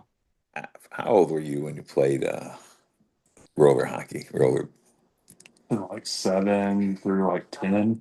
He was probably between 8 and 10. Okay. We're in South Carolina, so we did have a minor league hockey team in the town next to us, Florence, South Carolina. And I mean, people loved them. I mean, from rednecks from South Yeah. Carolina, love seeing Oh, people yeah. run into each other. You Heck know, That's not just South Yeah. Carolina. No, it's Yeah, not. that's not exclusive. Yeah. Yeah. so they had a they would put on camps, and of course, Okay. the kids didn't ice skate, so you had rollerblades. Well, they ended up having a league, and Emmett was always bigger than everybody, even Yeah. at that age. So he's out there with kids his age, but he don't know how to stop. I Yeah. mean, Yeah. he, Yeah. he, he barely could learn how to skate. So once he got going, that was a good thing. And they're playing, and me and my wife are sitting up in the stands, like all the other parents, and he's just running into people and knocking them over. And some mom gets up and she starts screaming, "That kid's too big. He's knocking over my son." And we're sitting right next to her. Like, should we say anything? Like, no, let her keep going. Let her keep going. And we listened to her scream for about an hour. Oh, wow. Wow. Oh my gosh, that's awesome. I've seen that movie. It's called The Mighty Ducks. I I was think about to say, like, I this kept thinking in does. my head, where that's a true story. That's a true story. He was that kid. He Oh, was that's that kid. awesome. There He was also could another do, yeah, league. he did the knuckle puck as well. Well, of I taught course. him that from my days in the NHL. Yeah. There was another league, roller hockey league, where I was the reason there was a penalty box. Did you try to take your skate off and stab someone with it? No, but I did throw my stick. There we go. Oh my gosh. And put it in the woods with the other sticks. You tested his durability first? Yeah, I'm afraid of three kinds of snakes: live ones, dead ones, and sticks that look like one. So I try to stay out of the woods. Don't you live in Florida? I do now. Yeah, the How's pythons are that? south of us. How's We that just have working out? alligators. Yeah, only alligators. If you see alligators, you know there's no snakes about, so you're okay. Yeah. Well, so I live on this barrier island. So the ocean is about 3/10 of a mile from me. Oh wow, okay. The ocean's on the east, obviously, and then the river from the ocean to the river is 1 mile. Okay. So I always tell people, I'm going to share you a secret before you get how you know there's a shark and or an alligator. Okay. You put your hand down, and if it's wet, there's probably either a shark or an alligator in it. You'd be amazed at people who go running in there. We've been sitting there on a Friday afternoon as the sun's setting, people out and see sharks feeding Oh right yeah. there. Shark frenzy. Yeah. It's where they live. I try to tell people, they don't believe me. Alligators are easier to navigate. All you got to do is knock down the person next to you. You ain't got to be fast. Yeah. Doesn't matter how much you bench at that point. Well, that brings up a good point because Dylan, wasn't that one of your jobs? Yeah. So, Gator Country, a amusement park completely centered around the North American alligator, is 1 mile north of me as I sit. And when I was 15 years old, that was like my first legitimate paying job, was weed eating and mowing grass in and around pens of. So at the time they just had one 13-footer. They've now got two 13-footers as part of the park. But yeah, gators and sharks are, yeah, if it's a body of water, it's got an alligator in it. including ditches. You probably ran into some good rattlesnakes at some point in time. Well, if you go west, so I'm right on the Gulf Coast on like the Texas Louisiana border. Oh yeah. So I like to say I'm in the culinary capital of the world because Tex-Mex and Cajun are literally you've got you'll have a restaurant with a last name that ends in EAUX next to Crazy Jose's Tamales. Like if you can't find something good to eat around here, that's your fault. But yeah, if you start going west, you start getting into more rattlesnake country. Around here, you'll get more like timber rattlers and water moccasins. And then obviously, if you're around the water, you start getting like cottonmouths, water moccasins again. Yeah, and then oh by the way, the 13-foot gators. Yeah. Yeah. I don't think I ever answered the question about what to tell a kid about the coach. That's still bothering me. I mean, we run into that stuff all the time, and like I said, it's just you've got to present your program, and you got to believe in it. I think that's the only advice I can give. Like, if you really want your son to, we try to minimize the number of coaches a young person has. That's what we tell them. Okay. And we do encourage all our athletes to play multiple sports. I mean, Yeah. because competition is a good thing. Yeah. Have you seen the physical benefits of that? I've heard about some studies the last couple of years that have shown that the athletes, especially young athletes who do multiple sports, have better health, longevity, and different things like that. Have you seen that yourself? I have, and I think, to be honest, if you talk to these baseball coaches, these college baseball coaches on ESPN and during the College World Series, they'll say, "I want multiple athletes to come play for me in college." They don't want the guy who has had, I mean, you got Tommy John surgery. He just I was passed just away gonna the other say. day, by the way. But they have Tommy John surgery by the age 14, 15 years old. That's ridiculous to me. Well, even so, last week we were talking to this guy, Stephen Thompson, who has a podcast, and he coaches, strength and conditioning. He was saying his javelin thrower is at Texas A&M and just had Tommy Johns because of just overuse trying to throw a javelin. And it's like, part of the magic is by doing multiple sports, you're giving the arm a break doing something else. Yeah. I don't think parents, I think the hardest thing to convey to a parent is the rest periods that their children need throughout the school, I call it academic year, around a year, for them to get their bodies realigned. Mm-hmm. They think they have to be going every weekend. Yep. They do get private coaches, and so, we have a kid. We'll have a kid who will work out with us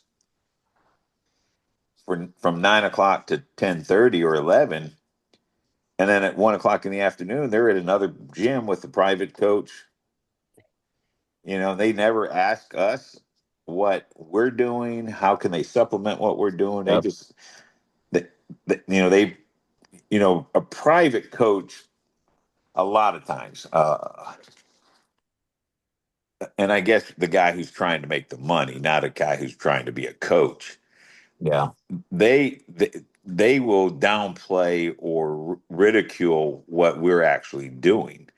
Oh, of course. So in the high school football area, like we were talking earlier, we were power lifters. We didn't know. We were just trying to get big and strong. Yeah. This was before we started learning about, then it was called the strength program. Now it's called the strength and conditioning program. Now it's called an athletic enhancement program. Right. So now that we're to this point in training, we realize, like, hey, we're going to start January. Let's just say you start January 1st. We know we're going to go through August 1st. We're going to have this week for spring break off. We're going to have this week, July 4th off. we kind of plan our whole program around that, and it's not all just weightlifting. We have flexibility, we have running, we have recovery runs. We do all kinds of. It's a program. We have a Right. program. Yeah. These guys, they just want to get in there and I laugh when it was always the buzzword for us when a parent would come to us and say, "Well, we're meeting with so and so down at Powerhouse Gym, and he's going to work the posterior chain." We go, "Yeah, maybe you don't need to go there." Yep. Yep. What's your goal? What's And your I used to, goal? when we would hear a parent say the coach is working the posterior chain, we were like, "Are you kidding me?"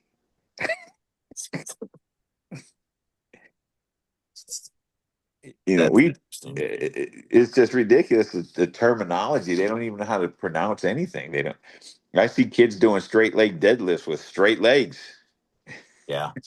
Yeah. locking your knees. Lock your knees. My coach said I have to lock my knees. Where's this guy from? Yeah. Seriously.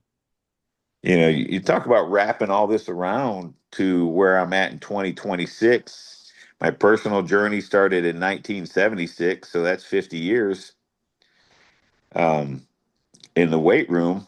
And I laugh even, when I hear what Reese is doing, and I'm like, dude, we did that in 1979. Are you kidding me? And Mm-hmm. it's kind of funny. I was not a big proponent of the bigger, faster, stronger program. I'm not going to say. I mean, I did follow it. That was a big Yep. thing in probably 1992 and 93. I think they were at their peak in the early 90s.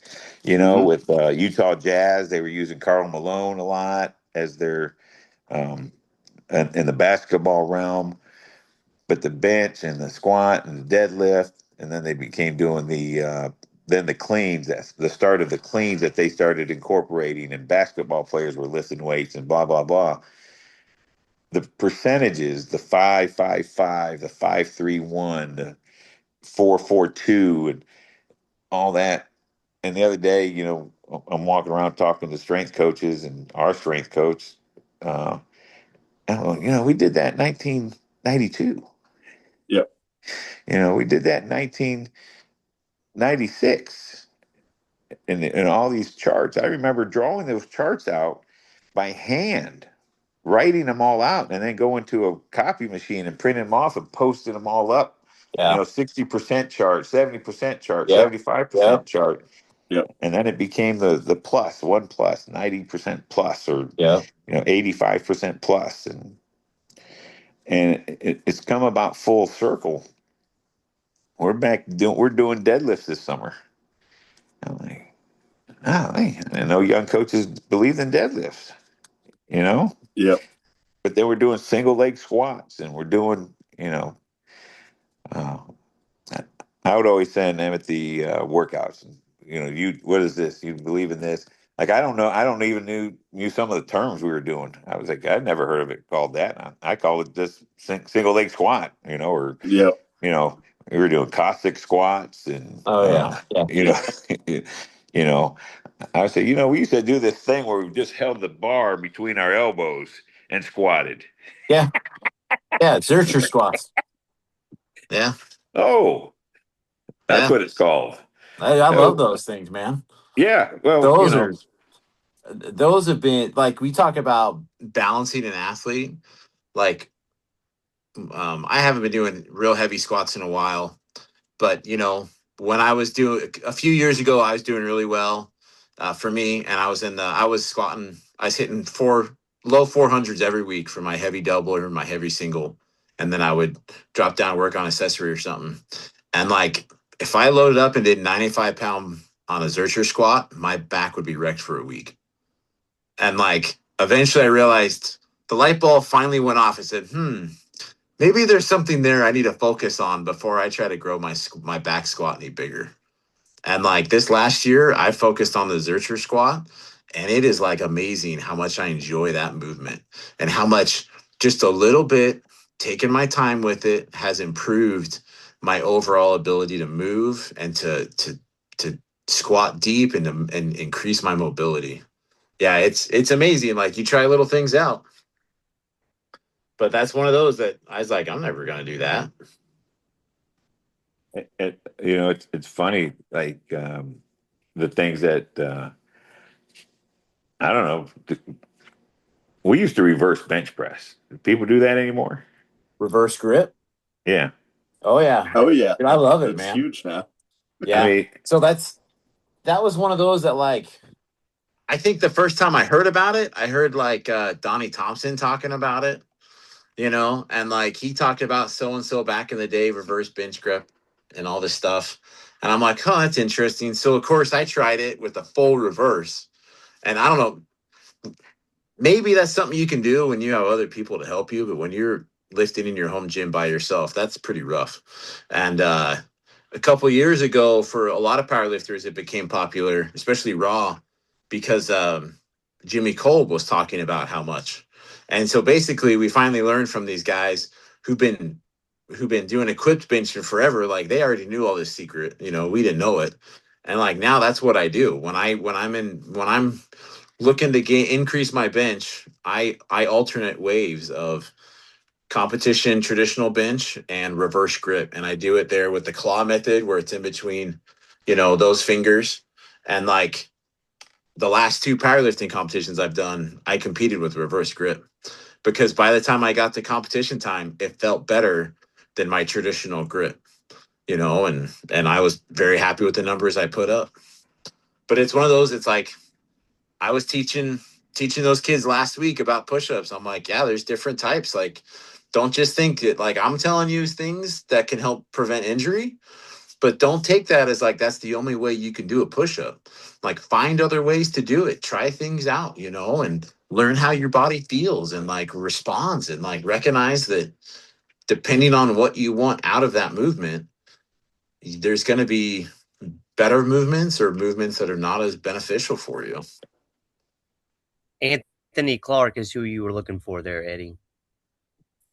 Back in the 90s. So like when I first got into powerlifting, Anthony was, would have been a generation or two before me, but Anthony Clark was setting world record benches with that reverse grip. The reverse grip. And then, yeah, it went dormant for a What while. was his best bench? Steve, it would have been, I don't think he got 800 because remember, he would have been I was just he was in the that, 700s. He would have been just in that era of basic blast shirts, like before it started running away with Gene and Kennelly and Mendelson and those guys. So if my memory is serving, Anthony would have been like a mid 700. But again, that 20 pounds over whatever he probably could have done raw. I mean, that would have been the real basic blast shirt era. Okay. It went dormant for a while. And then I saw bodybuilders picked it up in like 20, maybe 05 through 10, because it actually does very underrated as a upper pec builder. Well, I was going to say even Mike O'Hearn like 10, 12 years ago was, because I forget who it was, but around 2008, I had picked it up from one of my friends in the gym, just said, hey, try this. And I thought it was hilarious because I would always unrack it normal and then set it on my chest and try to die a little bit and then press it off, switch grip, get people all concerned and then go for it. And it was one of those that like you don't have any shoulder problems with that. Yeah. Biggest Emmett, that's one of those stories that if there'd been like a curtain and a voice box to mute that, and we'd heard that story, I could have told you exactly who it was who did that in the gym. That is classic Big Steve right there. And that's also why it's so much fun to lift at his house. Because like he's like, no, we're gonna do this next. And I'm like, you want to do what? He's like, yeah, of course. I'm like, I'll try it.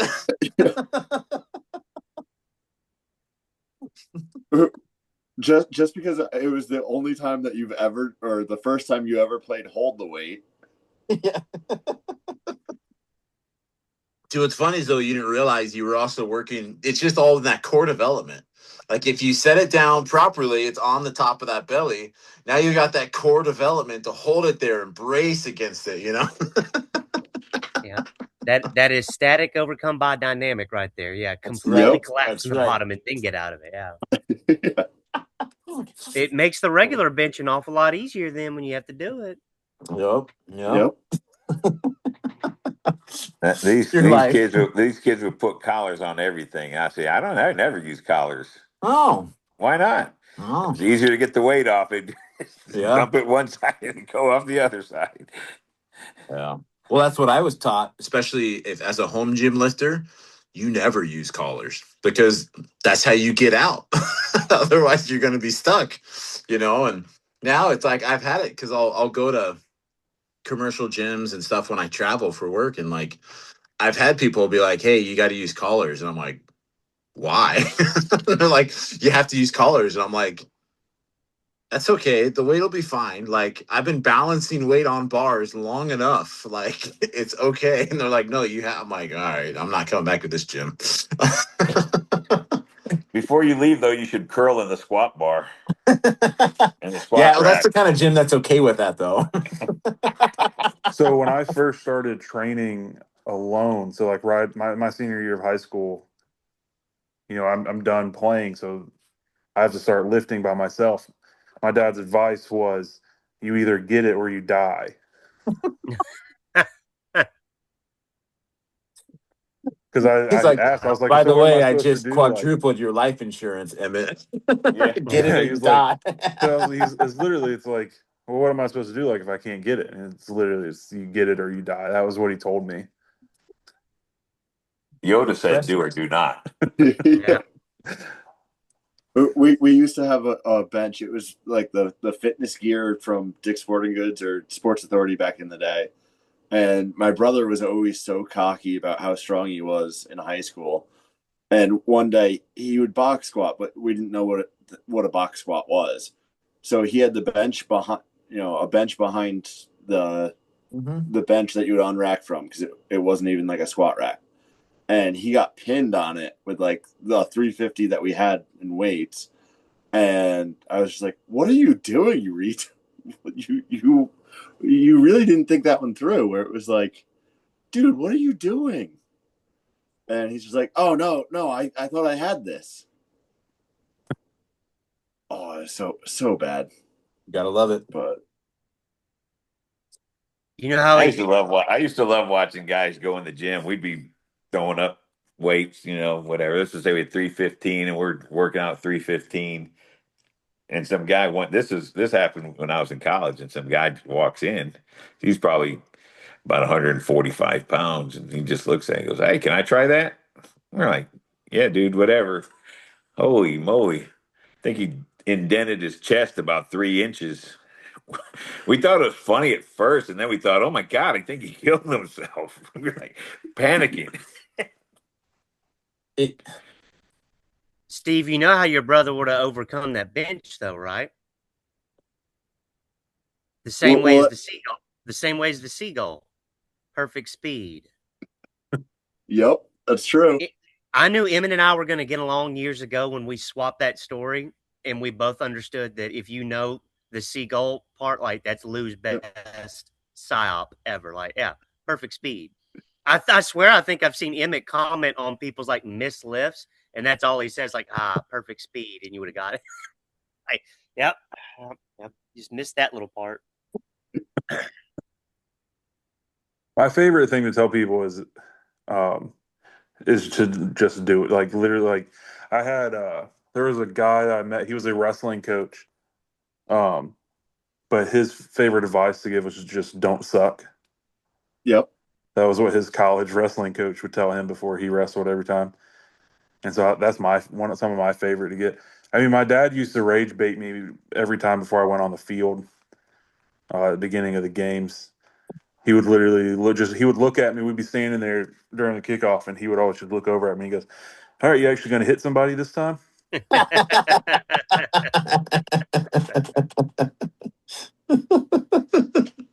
he knew just what to say.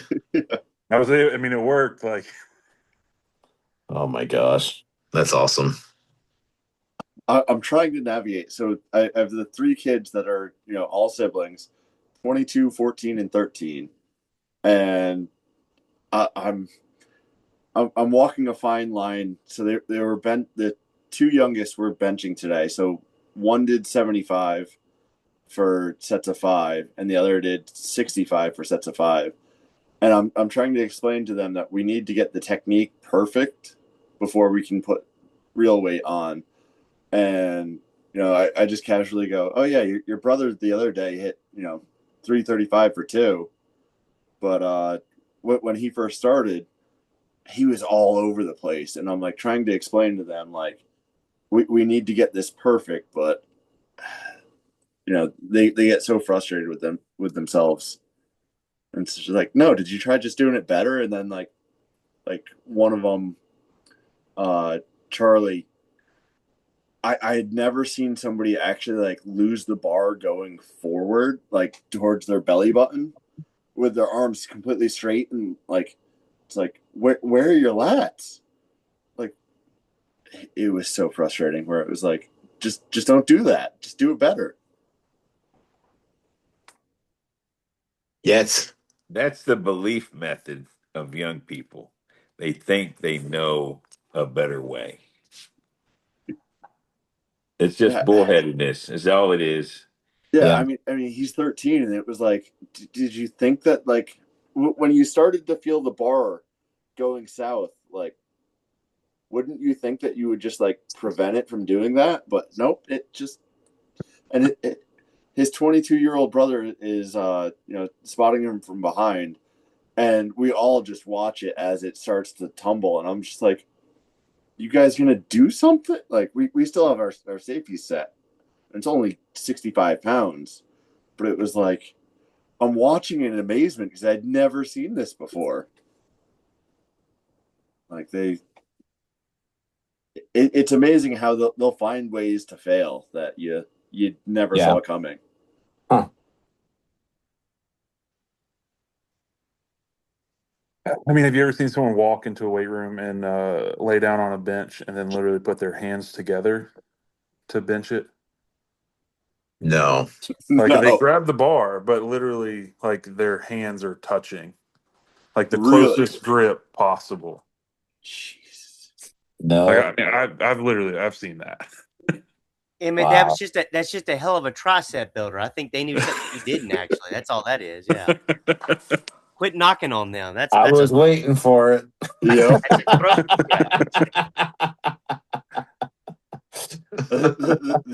the close grip. Just how close do you want my grip? Yes. Yeah. All the close. Yeah. Yeah. Then you got other guys like me who ask dumb questions like, what's exactly the difference between a floor press and a board press? I don't get it. It depends on how thick you are, is the answer there, Eddie. That's the real answer. If I get to a point I can do a floor press, I'll let you know.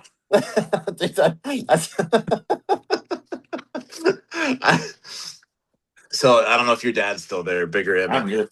Yeah, you just want to grab a beer. Okay. Oh yeah, that was the question I asked Steve the first time I came over to his house. He's like, "What do you mean?" I'm like, "Well, when I come down, my elbows hit, and like I'm on my chest. I don't get it." I'm like, "Which one should I be doing?" He's like, yeah."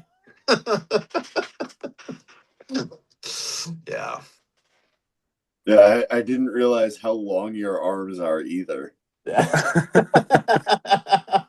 like every time you come over, it's like, well, we have this set for me because I'm special.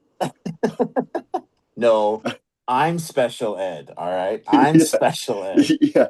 Well, it's like I've been so lucky with even the kids that are 5'7". Yeah. Their arms are the same length as the kids that are 5'10" or 5'11", and we don't have anyone that isn't like in that like 5'7" to 5'11" or 6 foot range. Everyone up until recently was very uniform. Just me. And then you show up and it's like, oh, I did this at least 4 inches higher. I'm like, what is this? A bench setup for ants? Yeah, I have to think about that all the time when I'm like setting up a weight room or anything like that. Like if I'm resetting bars, or I always have to think, should I put it to where it will be good for me or for the average person that's going to walk in this weight room? Yep. Well, and like the more athletes I have, the more I want just a monolift and either a combo rack or a comp bench that I can adjust the J cups quickly and efficiently. Because like having a 5'1" girl benching, Yeah, and then even like her brother being 13, it's not a big deal. But Yeah. like I'm not gonna bench with her because I don't want my bench to be terrible. Doing a 1.5 reps before I do a rep.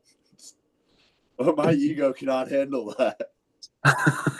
See, but that's the beauty is when you were lifting in the 80s.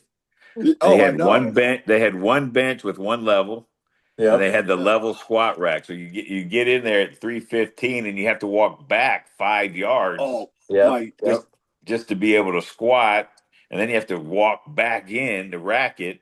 Yep. I mean, up until like 2 years ago, my brother still had the same bench that we had, in high school 20 years ago. and the And seats. I went to unrack it, and I'm just like, my rotator cuff is gonna die. like what are you doing? And like, so he had an MMA fight where he tore his pec, and so he still has the massive scar there. And I'm just like, how are you benching at all with this? But yeah, it's terrible. So did he have that tear because of the MMA fight or because of the way he was benching? Yes. Yeah. Yes. Oh man. Technically, it was in the fight.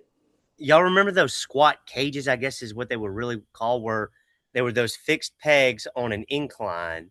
Yep. And yeah, if you were up there, which I didn't have that problem, obviously, but if you were a taller dude, you really did have to take 2 steps back to clear that. And then again, the safety pins were set. You could not adjust them. Like there was a high position and a low position, and We you didn't were even have- lucky. You were we didn't lucky even if have you had that. It two was- positions. it was So- just a box basically, and then that ramp of pegs, and it was like, Yep. if that wasn't Yep. depth for you, too bad. I Yep. could squat in one on Monday if I wanted to. No, that's what I was talking about. I We was used gonna to say- have to walk back 5 steps. Yeah. So back in the day. I have one of those in my backyard. Yep. Yeah, there's still plenty of them around. That gym that I sent y'all that had the mono and the comp bench also has one of those squat racks. Nice. I picked one of those up for my home gym, and then I had it set up in California. But I had another power rack that I had another Facebook find or something. Yep. And I ended up selling it off. But before I did, I finished making my my spider cambered bar, and I put it all together and I fabbed it up, and I like measured the power racks and everything. I'm like, yeah, we're good to go. And then I went to go use it, and that squat setup with the angle, and I was like, Yep. Are you kidding me? Do you have a photo or video of that, Eddie? I would love to see that bar in that rack. Like That's because I'm like, I just imagine you taking. I mean, this is a hell of a metal fab welder here, biggest Emet. Like I imagine Eddie taking all these specs and maybe even CADing it out, like figuring it all out, and then the very first time he actually set it in the rack, and I just imagine Eddie going, womp womp womp womp. Because that's what I wanted. I wanted to have the other in my tiny little garage there in California. I wanted the one rack for squats, and I wanted the other one for bench, and I just wanted to be able to leave them. And I'm like, no, ain't happening now. So now, of course, I moved it. I moved the drop down arms out, and so now it's wider than any. So now when I travel, I remember the first time.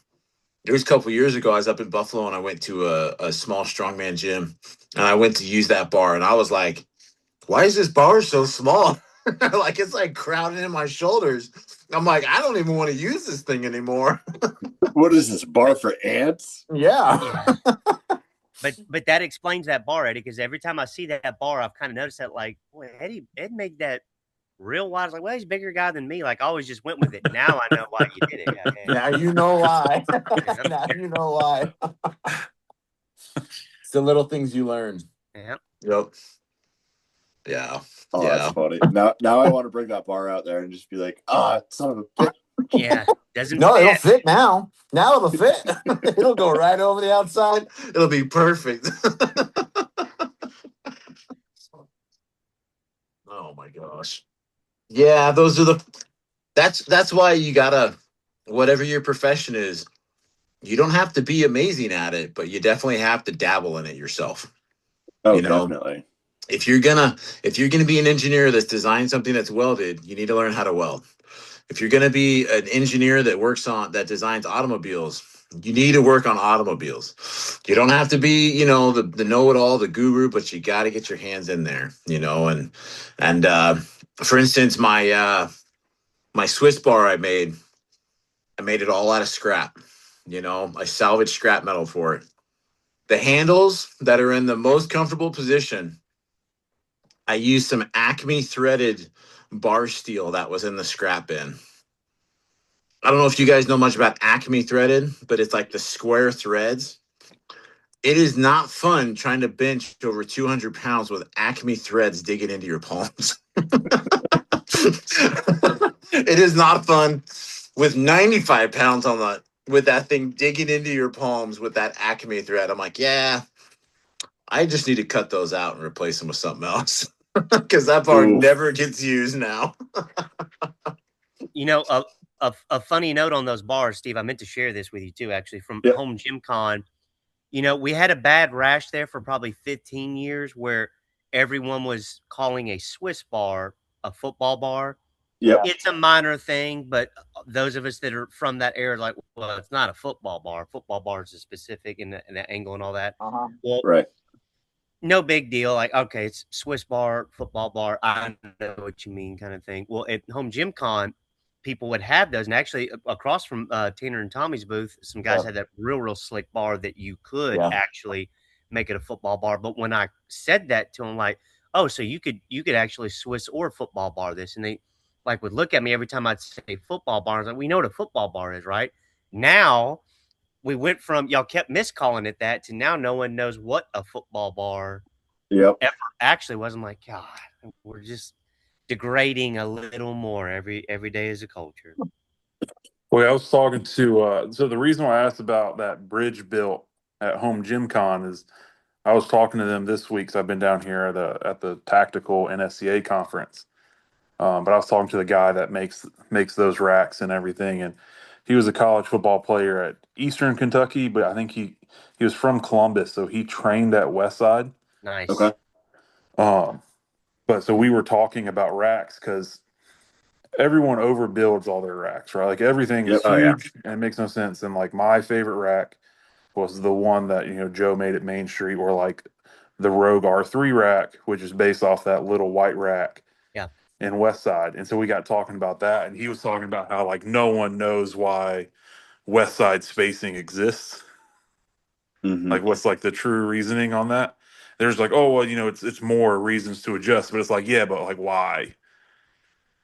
Like why do they need it? And it's because it's like no one's thinking about, the crazy people in West Side who are lifting ridiculous weights in that tiny little beat up rack with the bar welded to the top of it, and how, and it's funny because like it was that, but also they're worried about where they're taking the bar out of, and like being able to change the amount of resistance they're getting from bands and literally all that, and everyone's just like, well, it's just more adjustments, but no reason why.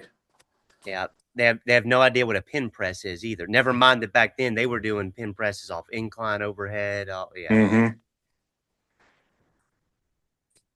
Yeah, it's but yeah, it was fun. It was funny just like talking about it, or like the thing that I see a bunch now, and we have one of the gyms that we have had pin safeties in it, but they never put the roller on it, and so of course now the pins are completely bent.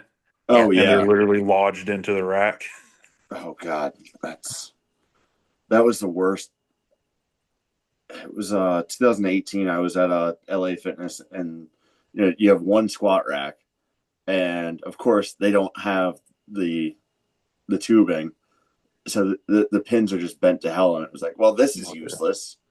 Yeah. On that old school rack design, if y'all ever get a chance to see, Texas Strength System still makes them 4 reps, so it's the starting strength rack made out of C channel Eddie, and that's an old school vibe there. That really is like that's a bare basic racks. like does it. Yeah. That's a good rack. There ain't nothing wrong with that those C racks. channel, by the way, is a pain to work. It's a pain to work with, but it's like, man, that rack is no more, no less than what you need. It's like that. Yep. You can get strong with that. You'll be fine. Oh yeah, you can get very strong. And I mean, I think it's like a home With gym one thing, single, and probably obviously, 1.8" tube across the middle. yeah, it was like a home gym thing, and like obviously like a college football recruiting thing. But like everything is so everyone's trying to do everything out of one rack, and it's like Yeah. like I get it, but at the same time, Mhm. as man, people got strong for a long time, and Well, that's especially a like very simple rack. that orange 2x2 rack from Elite FTS that Dan Green used to squat out of. Yep. Where it was 2x2. It wasn't 3x3. Yep. Yep. Yep. Yep. Mine's 2x3, and that's because that's the guy who welded it up and made it out of stock steel. That's what he had, and I have no doubt that I will never lift enough weight to break that thing. Like, I mean, the only way I could damage it is if I don't have it secured to the ground and I don't have the top bars bolted threaded in and bolted, and I started pushing it around or I fell over with a heavy squat. Like, no, when we invite Bryce, nothing's over, happening it's to fine. it. Yeah, nothing's happening to it. We're gonna invite Bryce over. Yeah, there we go. We're gonna stress test it. That's actually my plan. Is that one's gonna become my outdoor squat rack? There you go. Because You I'm not need worried it. about it rusting out. Like, it's gonna be fine. And if it does, I'll just replace it with 2x3 uprights. Yeah. We'll be back in business. I think It's funny you say that, though, Emmett, on everyone's trying to do everything out of a rack. Candace, as y'all know, she's not real shy about her opinion on anything, right?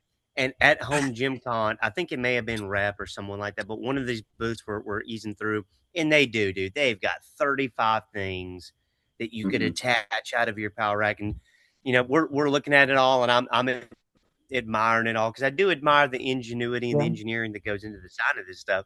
But Candace just looks at me and goes, people will do anything with these racks except squat out of them, huh? Like, that's like that is the tragedy. I was like, you look at all these home gym content creators and stuff like that, and it's like, there's one lift in particular you could do in this rack with no attachments other than J cups necessary, and I don't care what sport or if it is for powerlifting or whatever. Like, you could squat in it too, and probably get some benefit. Yeah, I'm designing a weight room right now, and the person I'm designing it with was like looking at so Rogue has those functional trainer racks.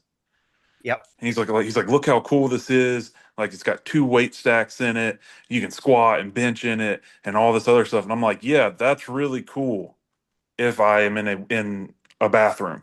Yeah. Yep. I was like, we have all of this space. Yeah. I can we don't want the guy fighting for that space when he's trying to get his squat. Like, if I'm squatting in it, you can't use it. Right.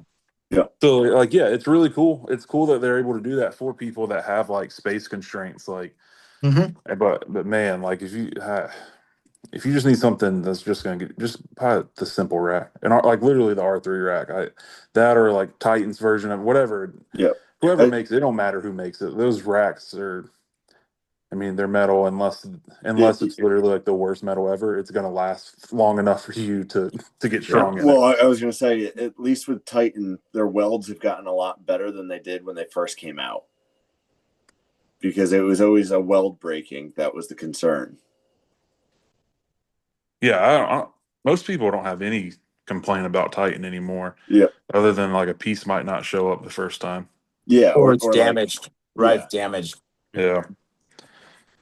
But yeah, they've gotten much better. That's what I'm saying. Like pretty much anyone. Yeah. Yeah. This year at Home Gym Con, I feel like Home Gym Fitness in particular, each year has like a a flavor of that year, right? I feel like a few years ago it was vertical leg presses briefly. Yep. And then I feel like everyone had functional trainers has been one that's probably still in within your rack. Belt squats was one. This year, I swear the big thing was rack mounted fly machines, basically, as if like if we're going to do a lateral raise machine, right? And again, they look neat, I get, but it takes 20 minutes to probably set that damn thing up, and you need to run your cables through it.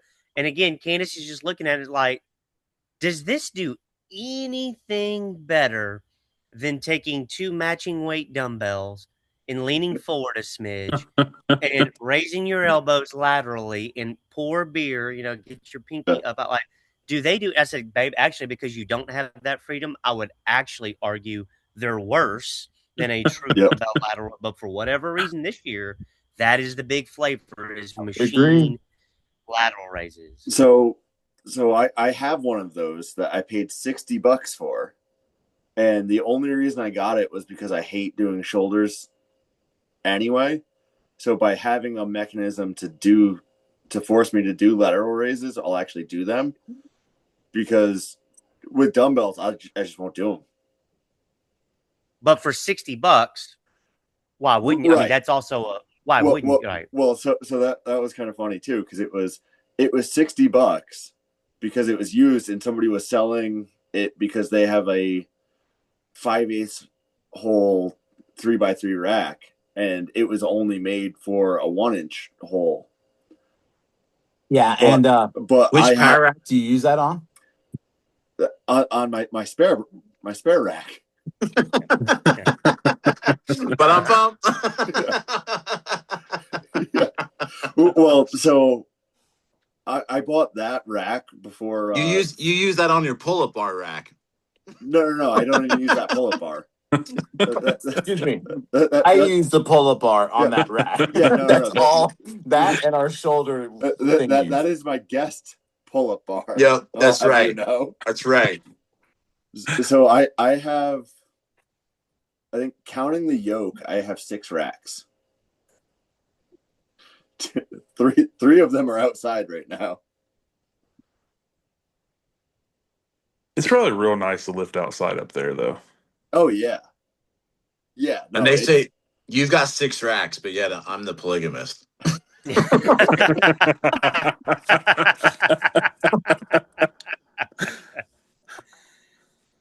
That may be your title for the episode, Steve. That's pretty solid, Eddie. That's good.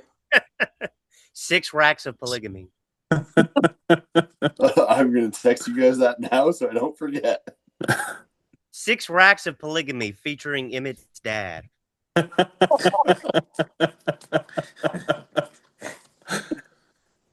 I don't remember which company it was. I talked to a lot of manufacturers this week, but one of them was showing me some rack attached thing, and the fact that he couldn't actually take it on and off while he was telling me about it told me that I didn't want it.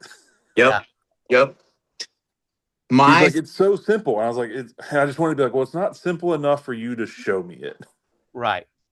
My favorite rack attachment is the Drink Spotter 1.0. Yes. Yes. That is correct. That is number followed 1. by the 2.0. That is number 1. The number 2 is the dip, the dip, like what you have, Dillon, the Matador, that type where you just slide it in and rotate it, and that's it. That's all you need. Yep. And you can store it wherever you want. I keep mine up on a holder on the rack, but you could throw it in a closet or a corner. Yep. Yep. Or you could put it up high, and then you could hang stuff from it as well when it's not in use. Like it's easy to use, it's fast to use, and I feel the same way about my adjustable dumbbells. Like I love the idea of adjustable dumbbells, but until I can afford a nice pair that's a fast change, they're just not going to get used that often unless I have like a specific weight I'm doing for some certain reason. Now I feel like you're attacking my FitRx Walmart dumbbells that I also don't use. See? Dip bar is also fantastic for putting on a single ply squat suit. Second only to a Smith machine. That is really what a Smith machine's ultimate use for, is getting into gear. Our dip, like people, our dip, like our dip attachment gets used all the time, but it is at literally the perfect height Yep. for me to get my suit on and then walk over and hook it on and literally just hang from it. I can see that. And I'm right in my suit. Well, we have 4 Smith machines at our Planet Fitness, and I've never seen anybody put a suit on. Well, yeah. Well, yeah. What are they gonna do once they put it on? Yeah. Go over And to then the do leg what? press? Yeah. We got to set off the Yeah. lunk alarm. Yeah. That wouldn't be the first time. It's funny you mentioned that. That's like getting able to speak to manufacturers, right? Like it kind of links you automatically. Like, all right, I might have been looking at this brand, but just chatting with the people from it either makes or breaks your decision actually on these folks know what they're doing, or they're just copying these people's design. They don't really know. They're not really from this world. So that is a big takeaway, I will say. I guess I don't know if I've been on, I guess, since Home Gym Con of like. No, I was actually going to say this is so good info. I tell you, actually, because we've mentioned it several times, there's a certain brand in Ohio, London area, that hasn't made it to one of them yet. And it's getting to that point, guys, where like Home Gym Con, to give it credit and to give the people that put it on just as many flowers as I can, it's getting to where Wes and I from Texas Strength, y'all know I'm buddies with him. Wes and I have had a text message conversation going for 3 weeks on it now, where it's about to get to that point where you can't afford not to go to it. Because that representation and just literally people being able to shake your hand, have a chat with you about what was your thought process on this, or, why did y'all go with this pad on this, or what's your angle on that? Like, that is becoming a key to it, where I really do mean that. You almost can't afford, all equipment manufacturers, anyone that might listen to this, if you're thinking about going, you run the risk of not being able to afford to not go, if that makes sense. So Eddie, I know that we had Con Expo back in March in Vegas. That's every construction, Miller was there. That's every construction manufacturer in the world there. You have to be there. And I was about to say, it's like you literally can't afford not to be there. You don't necessarily have to have 12 excavators pulling each other up and the coolest, greatest booth. Yes, that helps. Cat has that, right? But if you don't have a decent setup for people to come talk to you about your machines, it's like, man, you are missing out. It actually straight up looks like you don't care. And again, to give Home Gym Con so much credit to those organizers, that's what they've built that to, where it's like, it's now a bad look if you're not there at this point. Or at least, again, I've only been to the one, and this was their 4th year doing it, but it is, I think, nearly doubled or tripled maybe from year 1 to 2 there. But like it has grown exponentially every year. And I would say that to any manufacturer that's listening to this, you can't afford not to go. There's no such thing as too small or basic of a booth, but you almost can't afford not to go now. Yeah, you just got to be represented. Well, and it seems like it fills that void of the Arnold, where it used to be more of an expo for commercial, or not for commercial goods, but for goods that are being sold to the fitness community. And now it's more of just the shenanigans in the sports. Well, and they've also placed people out of it. Companies have been deterred from going there if they're selling equipment. Right. Because of other big names involved in that show. It's like, well, we don't want you here showing your stuff. They may or may not sponsor some of the big events. events.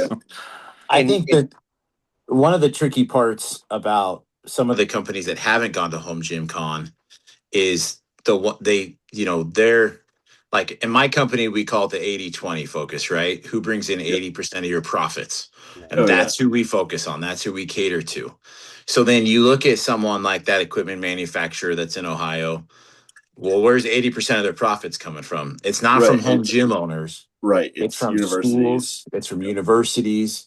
And I wouldn't even say commercial gyms. It's not. It's very rare. Like when I find someone's got specific brands of equipment in a commercial gym, I save them in my map.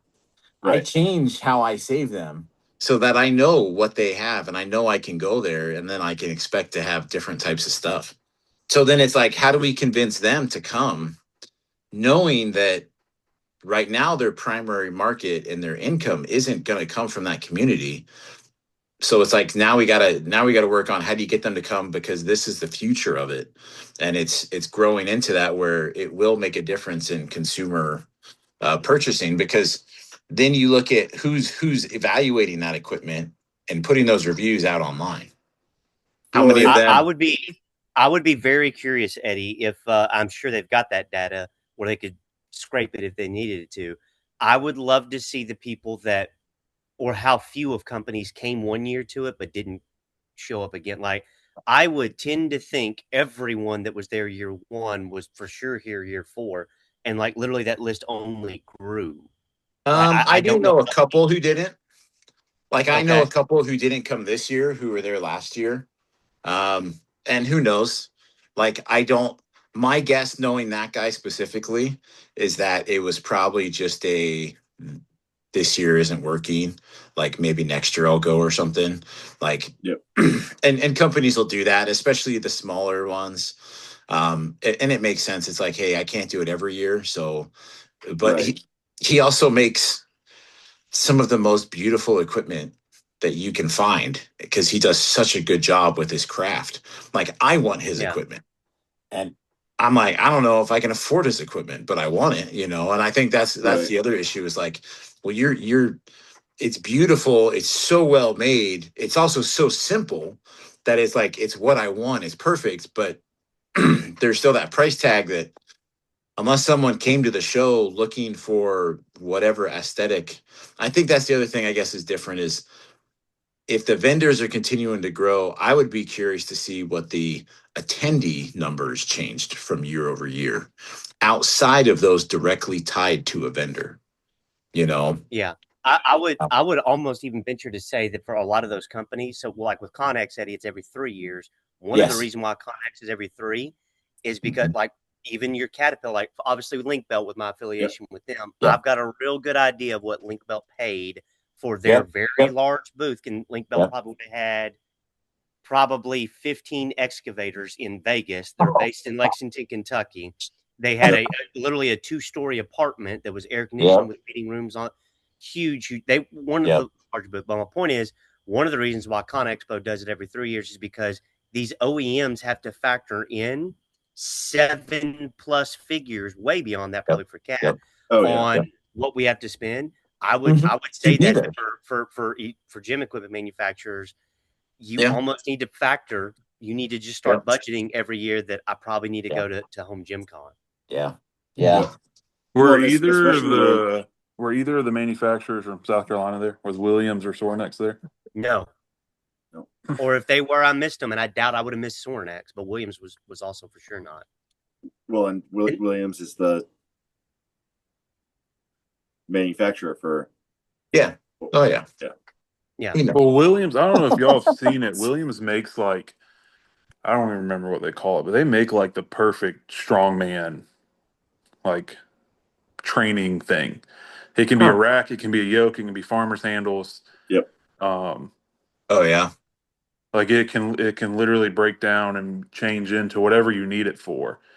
Hmm. Uh, but like that, I mean, just literally just showing up with that right. and just Oh would yeah. be Yeah. would be like the thing to do because it's literally just like, hey, here's this one piece that it's not designed for home gyms, but a home gym strongman Yeah. Yeah, This could be would. your one piece. Right. Yeah, Yeah. and you do feel that too, regardless of booth size. You get a quick feel at each booth. Yeah. I don't want to say who cares and who doesn't, but who Yeah. cares how much, if that Mhm. makes sense. Yep. Uh, just to address it head on, like Rogue, and this again, I've only been to this one, but I know they didn't go year one. I think they went year two and then year 3, 4, obviously. But Rogue very much has that feeling, even though they've got the biggest space and it's dead in the center and all that.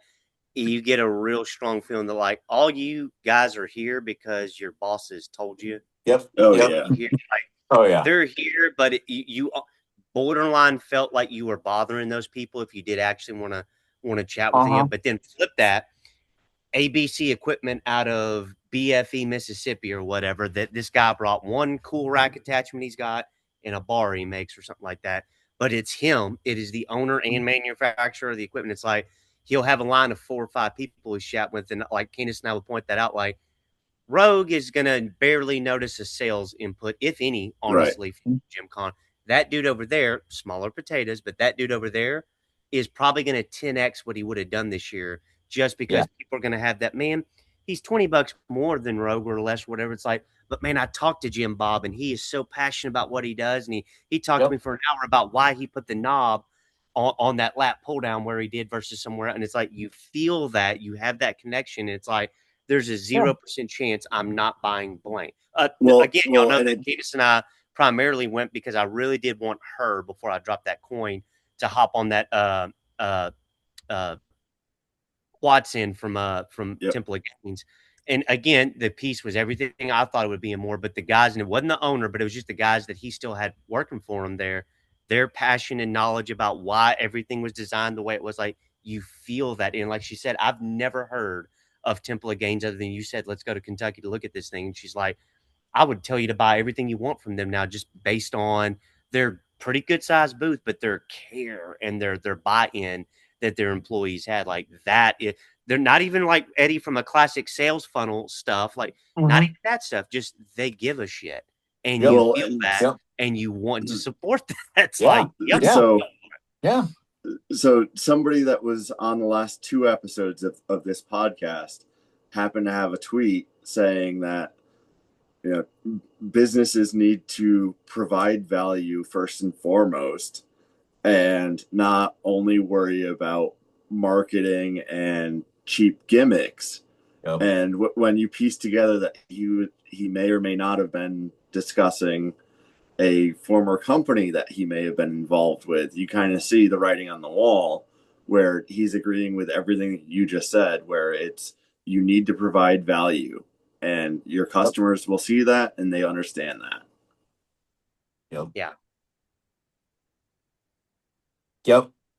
But I hope that was vague enough, but also obvious enough. Yeah, you're good. If they know, they'll know. And if not, good. Yeah. And if they don't, they'll either look up the episode or they'll just move on with their life. Well, luckily we don't have many listeners, so it doesn't really matter. Like when Dillon was like, any manufacturer is listening to this, I was chuckling. You laugh. But we've got contacts. No, I now have phone numbers and all kinds of stuff now because people are trying to take my money. So that's true. Yeah. But I will say, hammer strength might be on the way to ruining the most perfect machine they've ever made, and I really hope they keep their original. But they've redone their chest supported row machine. Oh God. Really? Their flagship piece, what they're known for. Because I told them, I straight up went to the hammer strength reps and I was like, hey, the chest supported row machine is the greatest machine ever made. Yep. And they were like, thanks, we have a new version of it. And I went, excuse me? Because nothing they had there looked like a chest supported row machine. But what they do have is a pretty good seal row machine. Okay. Now that they are calling a chest supported row machine. I mean, technically, your chest is supported. Yeah. Technically, But yeah, it was like I said, not a bad machine. It's just it's not that machine. No. I'm trying to think of how many commercial bodybuilding gyms I've been into that there'll be Precor this or Cybex that, except the hammer strength machine. Except for the chest supporter. That's a hammer strength. What blows my mind is when I go into a gym and I see 5 or 6 hammer strength machines and they don't have the chest supported. I'm like, where's it at? Did somebody break it? Like, what's going on here? Or they don't have it bolted down. I had that issue in Houston. I went to one of the gyms and they didn't have it bolted down, and I almost tipped the whole thing over. Yep. Of course, I'm trying to throw the weight down, trying to be explosive, and as that weight comes up, the whole thing starts to tip forward. I'm like, holy crap. Yeah. You know what blows my mind is 2.5 hours after recording, you guys are still on. And we're still recording. Yeah. You say you're done? No. No, we're still going, dude. All right, I'm here, baby. Yep. Second shift is on scene. Sweet. All right, biggest Emmett, what's the story for us? We're gonna get in some real story swapping now. Where do you want to start? uh, Oh, here's a good one that'll tie into all of this. My dad also wrestled and was a freestyle wrestler. Was it after college when you wrestled him? Yeah. So after college, my dad, because obviously Ohio is not a very big state. My dad got paired up against Mark Coleman, and my dad 5-pointed him. Suplex. Really? Yeah, that just pissed him off, though. Yeah. How'd it go after that? Not well. We'll just stick to the fact that I 5-pointed him. Yeah. that's the part of that story that matters. Right. That's the part of the story that matters. So he's from Fremont. That was at the Fremont St. Joe Invitational. That's awesome. And the funny story I can tell about that was after I was eliminated from it, we met a couple of the girls, and we had water bottles, and they filled them up with vodka and orange juice, and we went and sat on the bus and drank them. Waited for our teammates to return because we were all eliminated from the tournament. That's awesome. Yeah, maybe not so much. Here would be one biggest limit. So we had a little group discussion this week, or just yesterday, it may have been, over rain mitigation, and some of us taking staying dry in the rain serious, and some of us knowing what a real monsoon actually is. So do you have any real good like football playing or maybe tennis playing or anything like that in the rain stories? Surely you got one of those, especially in Florida, South Carolina. Oh, we had a great one. We played Lakewood High School in Sumter, and we were a shotgun team, and they were a wing T team. And we were really good. And then it started raining. No, it rained. It was I think it was the actually 39th day of the 40. So the ground was saturated pretty good, and they went ahead and played the game. I think we had 20 people in the stands. And I remember standing on the sidelines. That's when little Emmett was he was the center. Little Emmett. And actually big E, little Emmett. And but I was standing. I mean, I might as well have been naked on the sidelines. I was so wet. Yeah. It was so wet and muddy. We had mud in our everywhere. It was terrible. And I remember our manager jumped off the bench, and it was like an 18-wheel a semi driving right by me. He splashed me, so I was pissed, and I started cussing and yelling at him. And the coach up in the box said I embarrassed him. I let that kid have it so bad. It was just a heat of the moment, man. But we won that game 14-0. I remember that. No fumbled snaps. No, we went under center. We had a quarterback that was really good and running back, and all we did was run the fullback dive up the middle. They thought we were going to come out shotgun. Obviously, we couldn't because it was raining, and we just ran it right down their throats. That was pretty good. That was a good story. Of course, now, again, you go back. Now, the other day, we couldn't even go outside and practice because the wet bulb and all that. We have athletic trainers who dictate what we can do and on the field or not. So it's all changed. We used to be able to go out there and rain. The other night we played our game last night. We played a game last night, and drove up there in rain and thunderstorms and all that. I wore a rain jacket. Didn't rain the whole game, but I sweated wearing that dang rain jacket. It was raining inside the jacket. Yeah.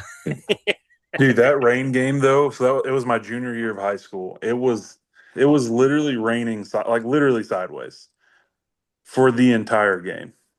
From the time before we left to the time we like got there, everything. It was like there were times where the ball literally was trying to float away.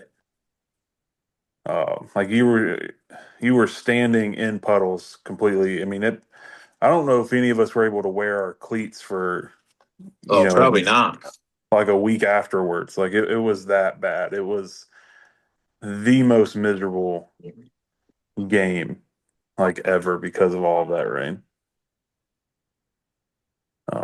But yeah, we did win it.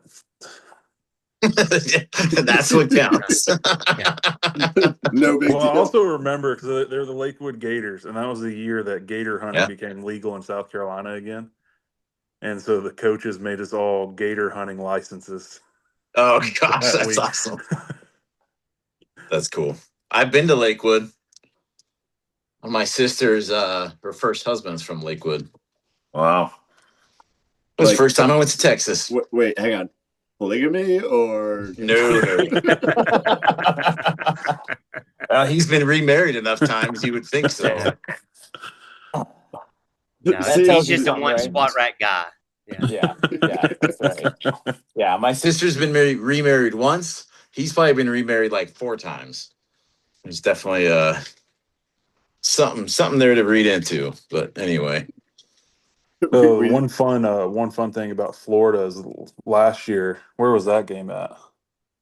Oh my, that was down in I think Deerfield Beach. We went down there, and the school didn't have lights, so we had to play like at 4 o'clock in the afternoon. And we drive up. We take a charter bus down there. We pull up. They won't let us on the school grounds because school hasn't dismissed yet. So our bus is pulled up outside the stadium. Me and a couple other coaches get out just to go look at the stadium, see where we're going to play. And there were about 250 iguanas on the field. Oh gosh. It was crazy. I've heard they're bad out there.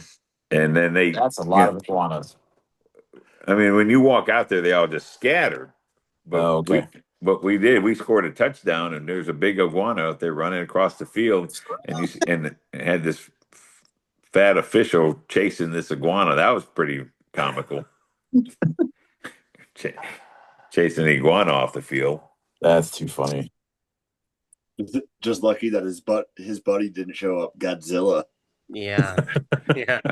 I mean, that goes in the story for real when you think you've seen it all. Yeah. Yeah. I can see that. Florida's interesting for sure. Yeah, it is. It is. And the team they played last night had 16 kids on the roster. Really? Jeez. Iron Man football then, yeah. Yeah. They literally switched off like one kid each time they'd switch from offense to special teams to defense. Like one kid would switch off each time. Wow. Yeah, when I was in high school, I don't think we had a player that played both ways. Oh, really? Yeah. Like I played center and that was it. Yep. All of our offensive line, we played offensive line. Our defensive lineman played defensive line. I don't think we had a player. We had people athletic enough to. Yeah. I mean, my junior year, we won state in basketball, and 4 out of the 5 starters were football players. Oh wow. But so, do you feel like they're just going into other sports, or less kids are doing sports? Well, that unfortunately for that school, and I don't know how it is where you're at. I'm sure Texas is pretty competitive, but kids, it's like the NIL in college. Kids in high school, we have 16 schools in our county. Mm-hmm. Okay, and you can transfer from one school to another. There's kids who go. I mean, we had a kid about 4 years ago played football at one high school, basketball at another high school, and baseball at yet a third high school. What? Really? And they eliminated the so-called one-time, the multiple transfers. We have kids every year, and we transferring from schools. We got a kid like that kid that I was talking about this earlier tonight about who, he's our best player. He's strong, fast. I mean, already the talk is that next year he'll be in virtual school and playing for another rival high school. I mean, I don't know what What? they promise him, but you can transfer in high school. You don't have to Wow. move. That's interesting. That's a lot of different colored Letterman jackets by the time you graduate. Yeah, well, Well, I'm like, how do you maintain grades when you're changing schools and like switching the class halfway through the year or something like that? Or are they changing on the quarters and semesters? Like, I don't know. the old student athlete adage.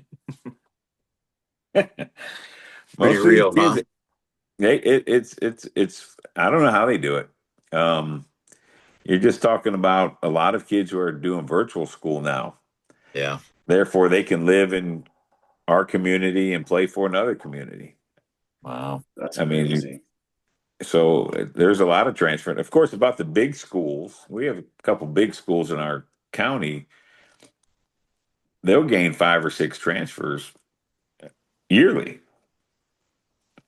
It's they'll go from one high school to another. It's interesting. And if a coach leaves, they take the players with them, and that's what happened in Wow. this instance last night. Really? This we played up in Daytona Beach, which again is a lot of schools, and one high school is about 5 minutes away from the other. That coach left during this summer. He was the defensive coordinator. He went from Halifax. He went over to Atlantic High School, and he took probably 6 players with him, the best ones, obviously. So, yeah, it's a shame. Honestly, it's a It's shame. interesting. That's very interesting. Like I mean, obviously when we talked about, I was not a big sports player growing up.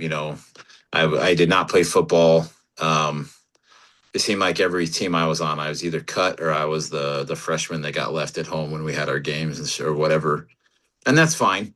Um, but like my experience was more of hearing other kids talk about it. Like we all knew that schools were not allowed to recruit, but yet the private school always had the best players, and it didn't seem to matter where they lived at. They always found the best players and always had the toughest teams, and that kind of a thing. Whereas like all the public schools were not allowed to do any of that kind of stuff.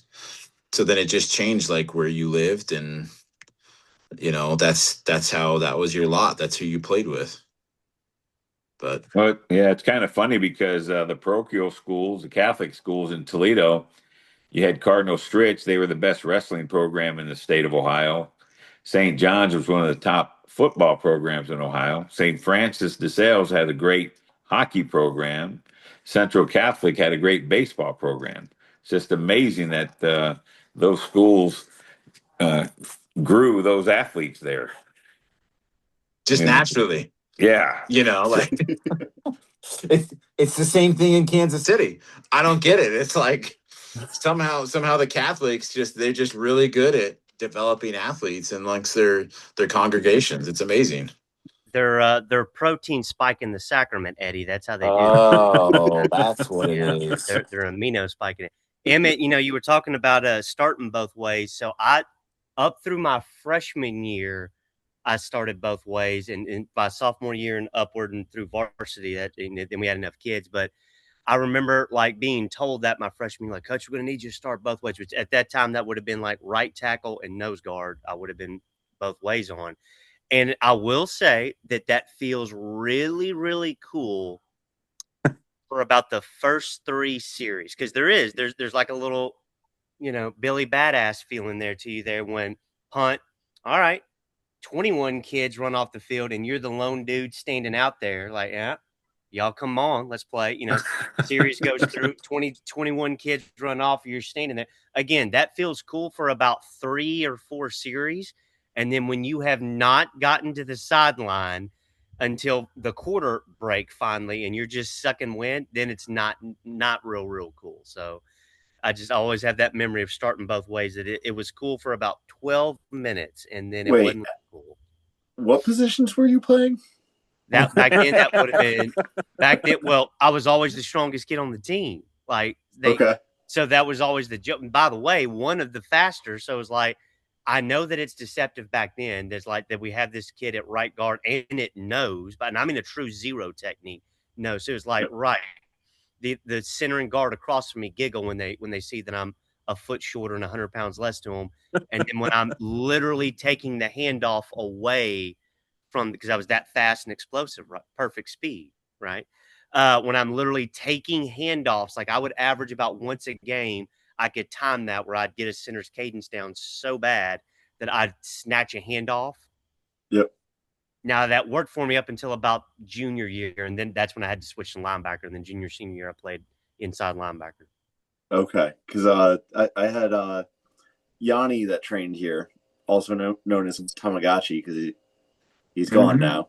Yep. But he was 5'10", 170, and always telling us that he was going to cut weight so that he can get fast, and then he'll play some other position. But like his junior year, he was left tackle, and then he was the center his senior year, just because he wasn't willing to actually compete with his friends for skill positions.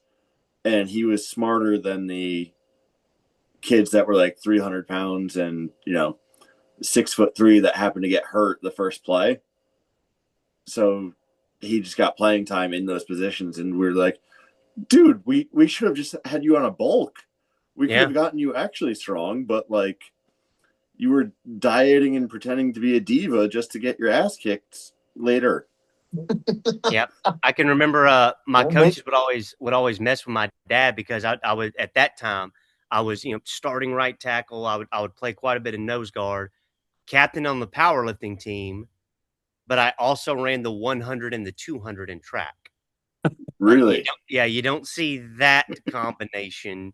But again, it's explosiveness. I can't Right. go for very long, but man, when I can, what were you running in the 100? Oh, Steve, back then. You got to remember all your numbers for me. Not my track numbers. I wouldn't have. Again, I was more like I could flirt around and get like a third or a fourth, which they would use for the points. Yeah. Right? Like they never had me on relay, but they'd had me throw shot. That surprisingly, I'm not that good of as strong as my bench. You mean like Cody when we got our crew award? Yeah, something like that. We just needed it for the points, really. Yeah, just padding is really what it was there for. But they would lie. I remember like my senior year going into it, and with like the newspaper would come out with like all of our starting defense, and I forget what at the time I would have been 5'6", obviously, and I would probably been. I was competing as a 181. But realistically, I know that means I was walking around at like 175, 176. And I remember our coaches that year listed me in the paper as 5'8" and 200 pounds. And when I saw that, I remember like bringing that to our AD. And when he like saw me walking around the corner with a newspaper in his hand, he just shakes his head like, Dillon, I got to give you something. They're going to find out after the first snap. But if I told them the truth, they're going to be laughing Monday through Thursday. So I'm trying to give you something here. But yeah, he gave me quite a bit on that public listing. That's awesome. Well, everyone does that though. Like my cousin that's like my height at 5'11" was always 6'1", 250. But like my brother with the MMA did the opposite, where it's like he's 6 foot. He would walk around like 195, and for all of his fights, it was 5'10", 170 or 5'9", 170. Yeah. I wanted to play fullback so bad, and they knew that, because I don't know if y'all remember Mike Alstott of the Tampa Bay Buccaneers, but that's probably my favorite football player of all time. Purdue Boilermaker, number 40 in the program, number 1 in your hearts. Wait, hang on. He went to Chicken College? Purdue? Yeah. Well, I don't know if there's a joke there or not. I don't know that one either. Well, he didn't go to Tyson. So my mom went to Purdue, And at one point, my brother's now wife chicken farms just sitting in the third row of my parents' car. They're just like bickering. And my brother's wife just yells out to him, just, your mom went to chicken college, because she went to Purdue. And my brother just, like, my mom's in the car. She's like right there. And everyone just starts cracking up at it. And it was like years later, my brother was thinking it was just funny enough that his best friend told the joke, and it wasn't his wife that told the joke, because she was not capable of a funny enough joke like that. Interesting. Yeah. So anytime somebody went to Purdue, I always have to say, oh, the chicken college. I really hope you cross path with Mike Allstott someday and get to tell Mike Allstott that to his face. Yeah. So talk about core memory. My first muscle magazine I ever got would have been a Muscle and Fitness off of like the checkout stand at Walmart in the checkout aisle. And I remember it was like a fitness figure guy. Greg Plitt actually died not too many years after. I think got hit by a train. Yep. Anyway, that issue was like I think it was August, actually, funny enough. And it was like the NFL strength team for the upcoming 04 season or whatever it was. Mike Allstott, they had a big write-up on him in there. And I kind of knew he was obviously watching football, but getting to read his story, I was like, yep, I want to be Mike Allstott when I grow up. This is what I want to do there. Like, yep, that's a formative memory. But I never got to play fullback. They never let me play fullback, even though I was faster, stronger, all the rest of that. They never let me play fullback. And we were a wing T team too. Like our fullbacks got 20 carries a game, but they never let me play fullback.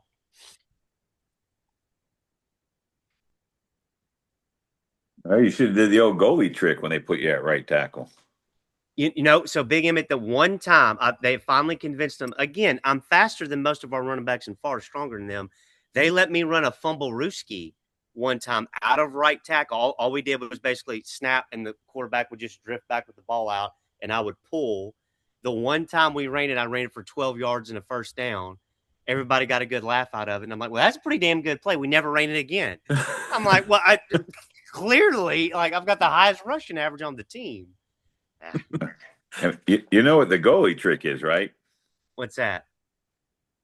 A friend of mine, his son played hockey, and everyone has to try out for goalie. So he told them, just let everything go by in the net. Yeah. That way he didn't have to buy the goalie equipment and the pads and this big stick. Yeah.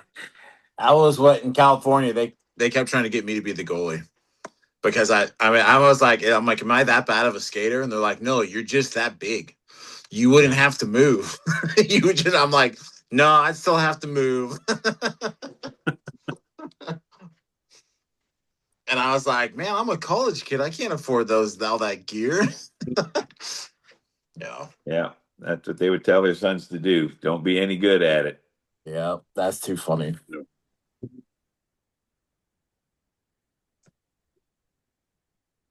Yeah, I would have loved to have played against a 5'6" nose guard. I think I would have had a lot of fun. Again, perfect speed, Emmett. You're underestimating, but you still have that ball in your hand, and I'm past you already. Like perfect speed. My best friend coached college for a while, and he has a story when he went to go recruit at this one high school that we happened to play against in the playoffs my junior year. In my junior year, I think our offensive line averaged 6'1", 275. For high school, that's pretty large. Yep. Yeah. And so we went and we played this. It got rained out on Friday, so we played on a Saturday. And we ran zone right and zone left, 56 times that game?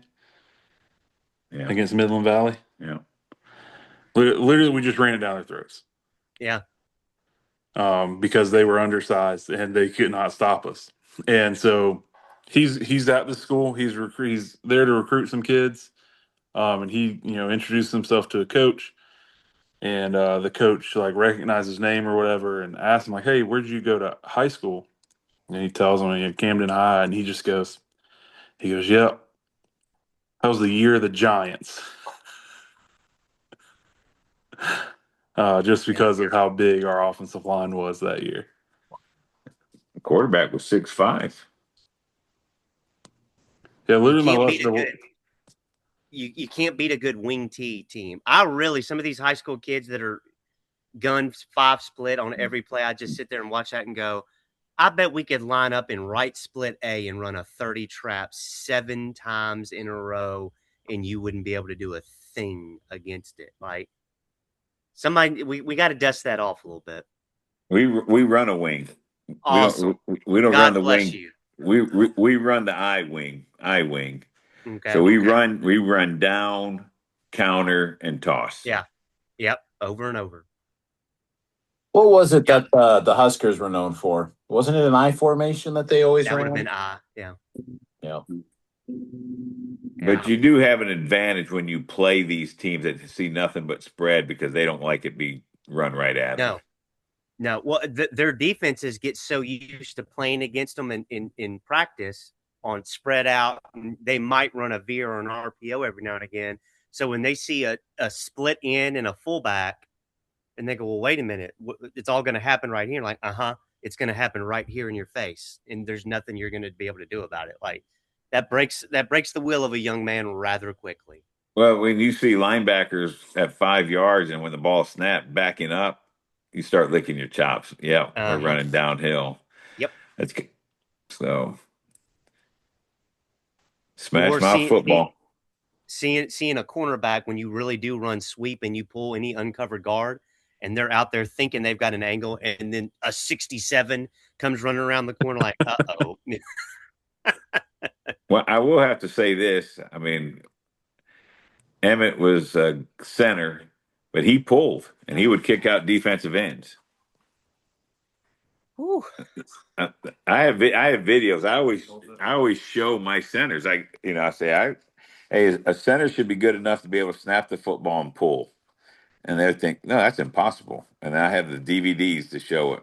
So you don't have the picture anymore. So, I mean, yeah, there's a picture of me that made the state paper of me in a guard pulling when I was playing center. Nice. Boy, y'all were both uncovered? if he could, we would. We just had different calls, and we just bring the tackles all the way down and chop on the backside. I was about to say that's quite a down block on the backside. Yeah. Well, we do it now. We still do it. We will chop a defensive lineman. They hate it. Yep. So my goal as an offensive line coach is when the game's over. I probably shouldn't say this, but when the game's over and we're shaking hands, for the defensive line coach on the other side to be ready to fight me because we've been chopping the defensive lineman all game, and he's pissed off.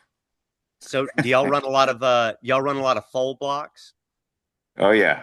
Yeah, that's my all-time favorite block is a true fold block. We do down and kick out. That's the lead play, down and kick out. Yeah. And we do a lot of over. We'll bring the tackle. We'll have 2 tackles. It'll be guard, tackle. And on the backside, it's just the guard and the tight end. On your passing game, do y'all run a lot of bootlegs and waggles then? I'm just looking at my stats from last night's game. How many passes? 10. Aired it out, huh? Aired it out. We're 74% run. Yeah. On first down, 79% run. Oh. I just texted our offensive coordinator, like, dude, you got to mix this thing up a little bit. Yeah. How many times did the fullback carry? Well, I'd have to go through it. We've got so the way we do it here, we have 3 backs, and they all play fullback and tailback. Nice. And our running backs coach, he'll be sitting, he'll have 2 in the game, and he does this signal, and he just flips them. That's how he does. He just flips them. Yeah. And he just disperses the carry. He hears the play, and then he'll change it so that they're all getting equal carries. And then our one running back, our fullback that played fullback last night, he's probably 5'6". and you can't see him when we run it down. Everyone blocks down, the play side guard kicks out. He's behind the line. You can't even see him. He just squirts out the back end. It's great. He's the perfect runner on traps. If only Dillon's team knew. I was just about to say perfect speed and perfect height. I want to add there. Yeah. Every play is a screen. And he's he's a good kid. Yeah. He's a knucklehead, but he'll make a That mistake sounds every really now and familiar. then. I was about to say, what's his kid's number? Yeah. Yeah. Give him some words of encouragement. It's the weirdest thing. His name's Dillon. If I'll tell him, if you hang in there 20 years from now, you can also be on an Internet Buddies podcast. If you hang in there and just follow your dreams,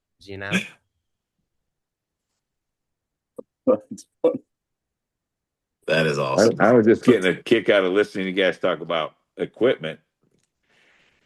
I mean, there's nothing like 1979 going to the high school for the first time, and our coach saying, "We got all this we have a great weight program, and it's a 16 station universal machine in the shower." Yep. Nailed it. I ended up buying it from him. I put it in my basement. Yeah, took it apart, put it together, put it in my basement. Yep. But I also, when you're talking about running the 100, did you run the 100-yard dash or the 100-meter dash? Meter dash.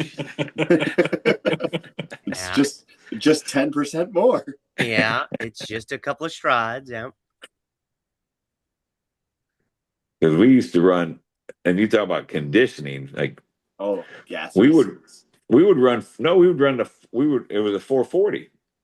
We would run the 440-yard dash for conditioning. I mean, as part of our summer conditioning. Yep. I mean, the things we didn't know. But you just did it. And again, you did it together. You did it with teammates. Everybody did it. And you're out there in the heat of the summer.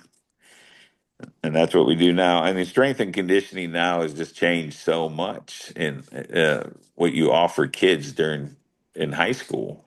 Where I grew up, we didn't have it. We were looking at magazines. We were looking at, talking to guys and, trying to get their volume and their reps and not knowing that if you went to a gym and talked to somebody and you looked at them, I mean, they didn't tell you that they were magic pills.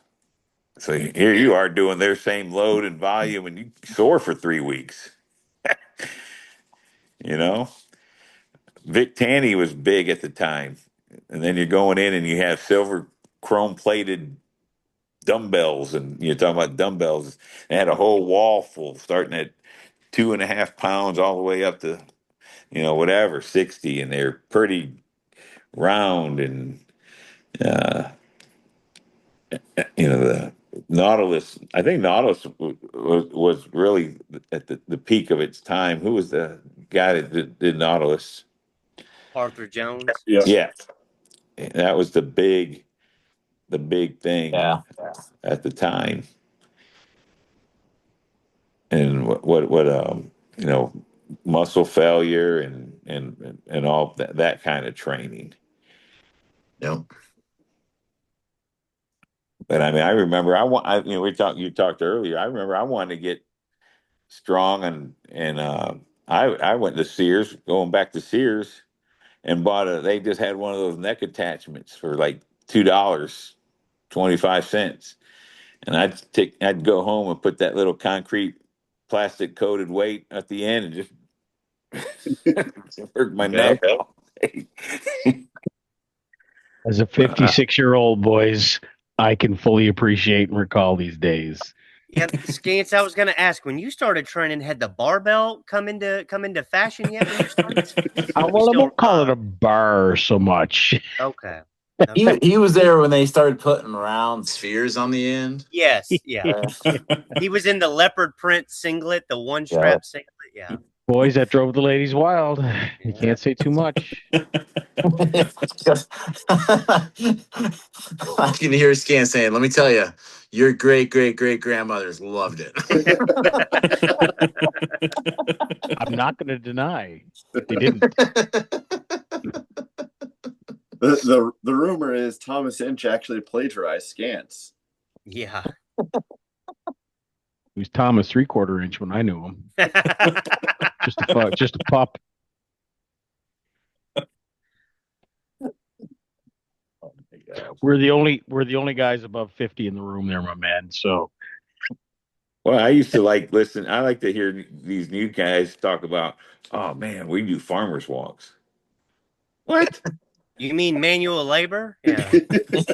Yeah, exactly. Right? Yep. And, you know, back in the 80s when you didn't have anything to do, the coaches thought that was fun, and it wasn't even dumbbells. You just picked up whatever you had and carried it across the field. Yep. And So if you want to challenge the obliques, you only do something on one hand. You don't balance it. Yep. so Eddie, on that note, actually, so Candace won that torque tank Yeah. at Gym Com, which, by the way, wonderful piece. God, I think we literally touch it and use it in some form every day. But Yep. the way I like to use it is to take the handles and make it kind of a war wagon kind of thing. Yeah. Last Saturday, in fact, we were doing a pretty good long conditioning bout with it, and there's a moment where I'm just kind of sitting there looking at it, and I kind of shake my head, and she goes, "What's wrong?" And I go, "I just cannot help but think that my grandfather is looking down, who was a Marine that served in Japan, looking at Yep. me with this fancy wheelbarrow and just thinking, son, just get a wheelbarrow. And I don't know, you got projects around the house that need done, like load it up. Like, what do you need this fancy Yep.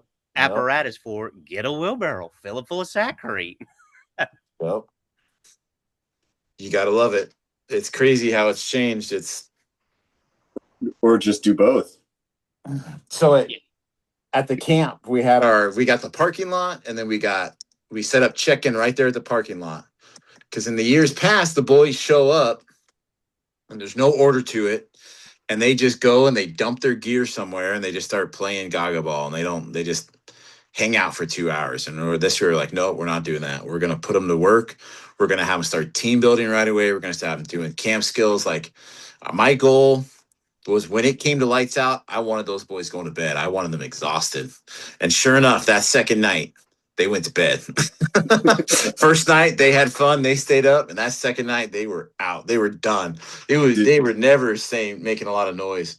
Did you also make them play dodgeball instead of gaga ball? No, I didn't. We probably should have, though. That would have been good. That would have been good.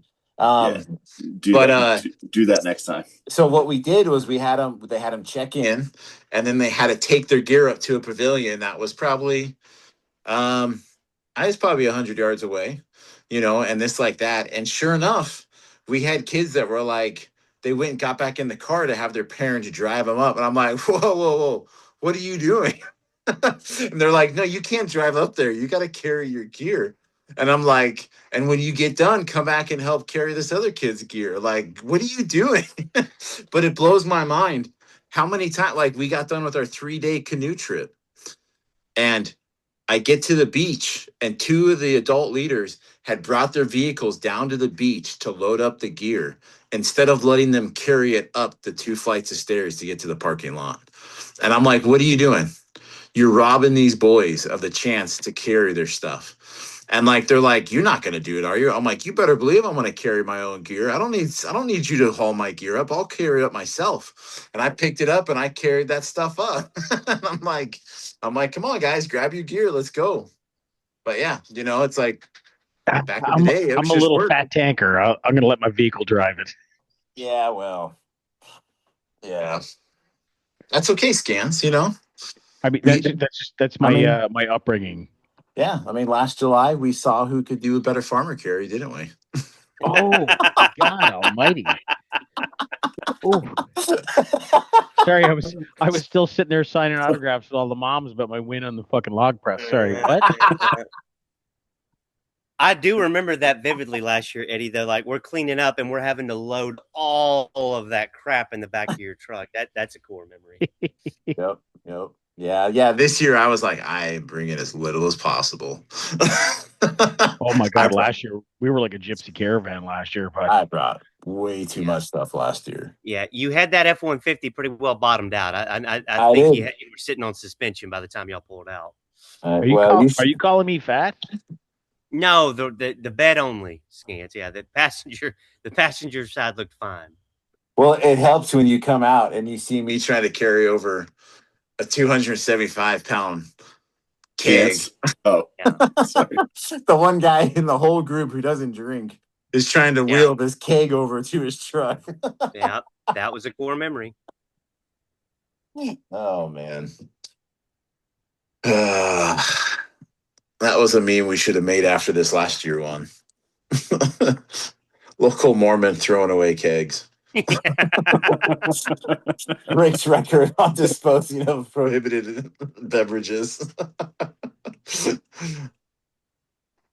Oh, man. That's funny. Well, man, I'm going to probably call it a night. I'm going on about 4.5 hours sleep. Yep. Yeah. Well, I've enjoyed it, though. I've enjoyed it. Oh, we've loved having you on. Thanks for joining. Absolutely. Well, You've done I don't a think I fine job. contributed anything.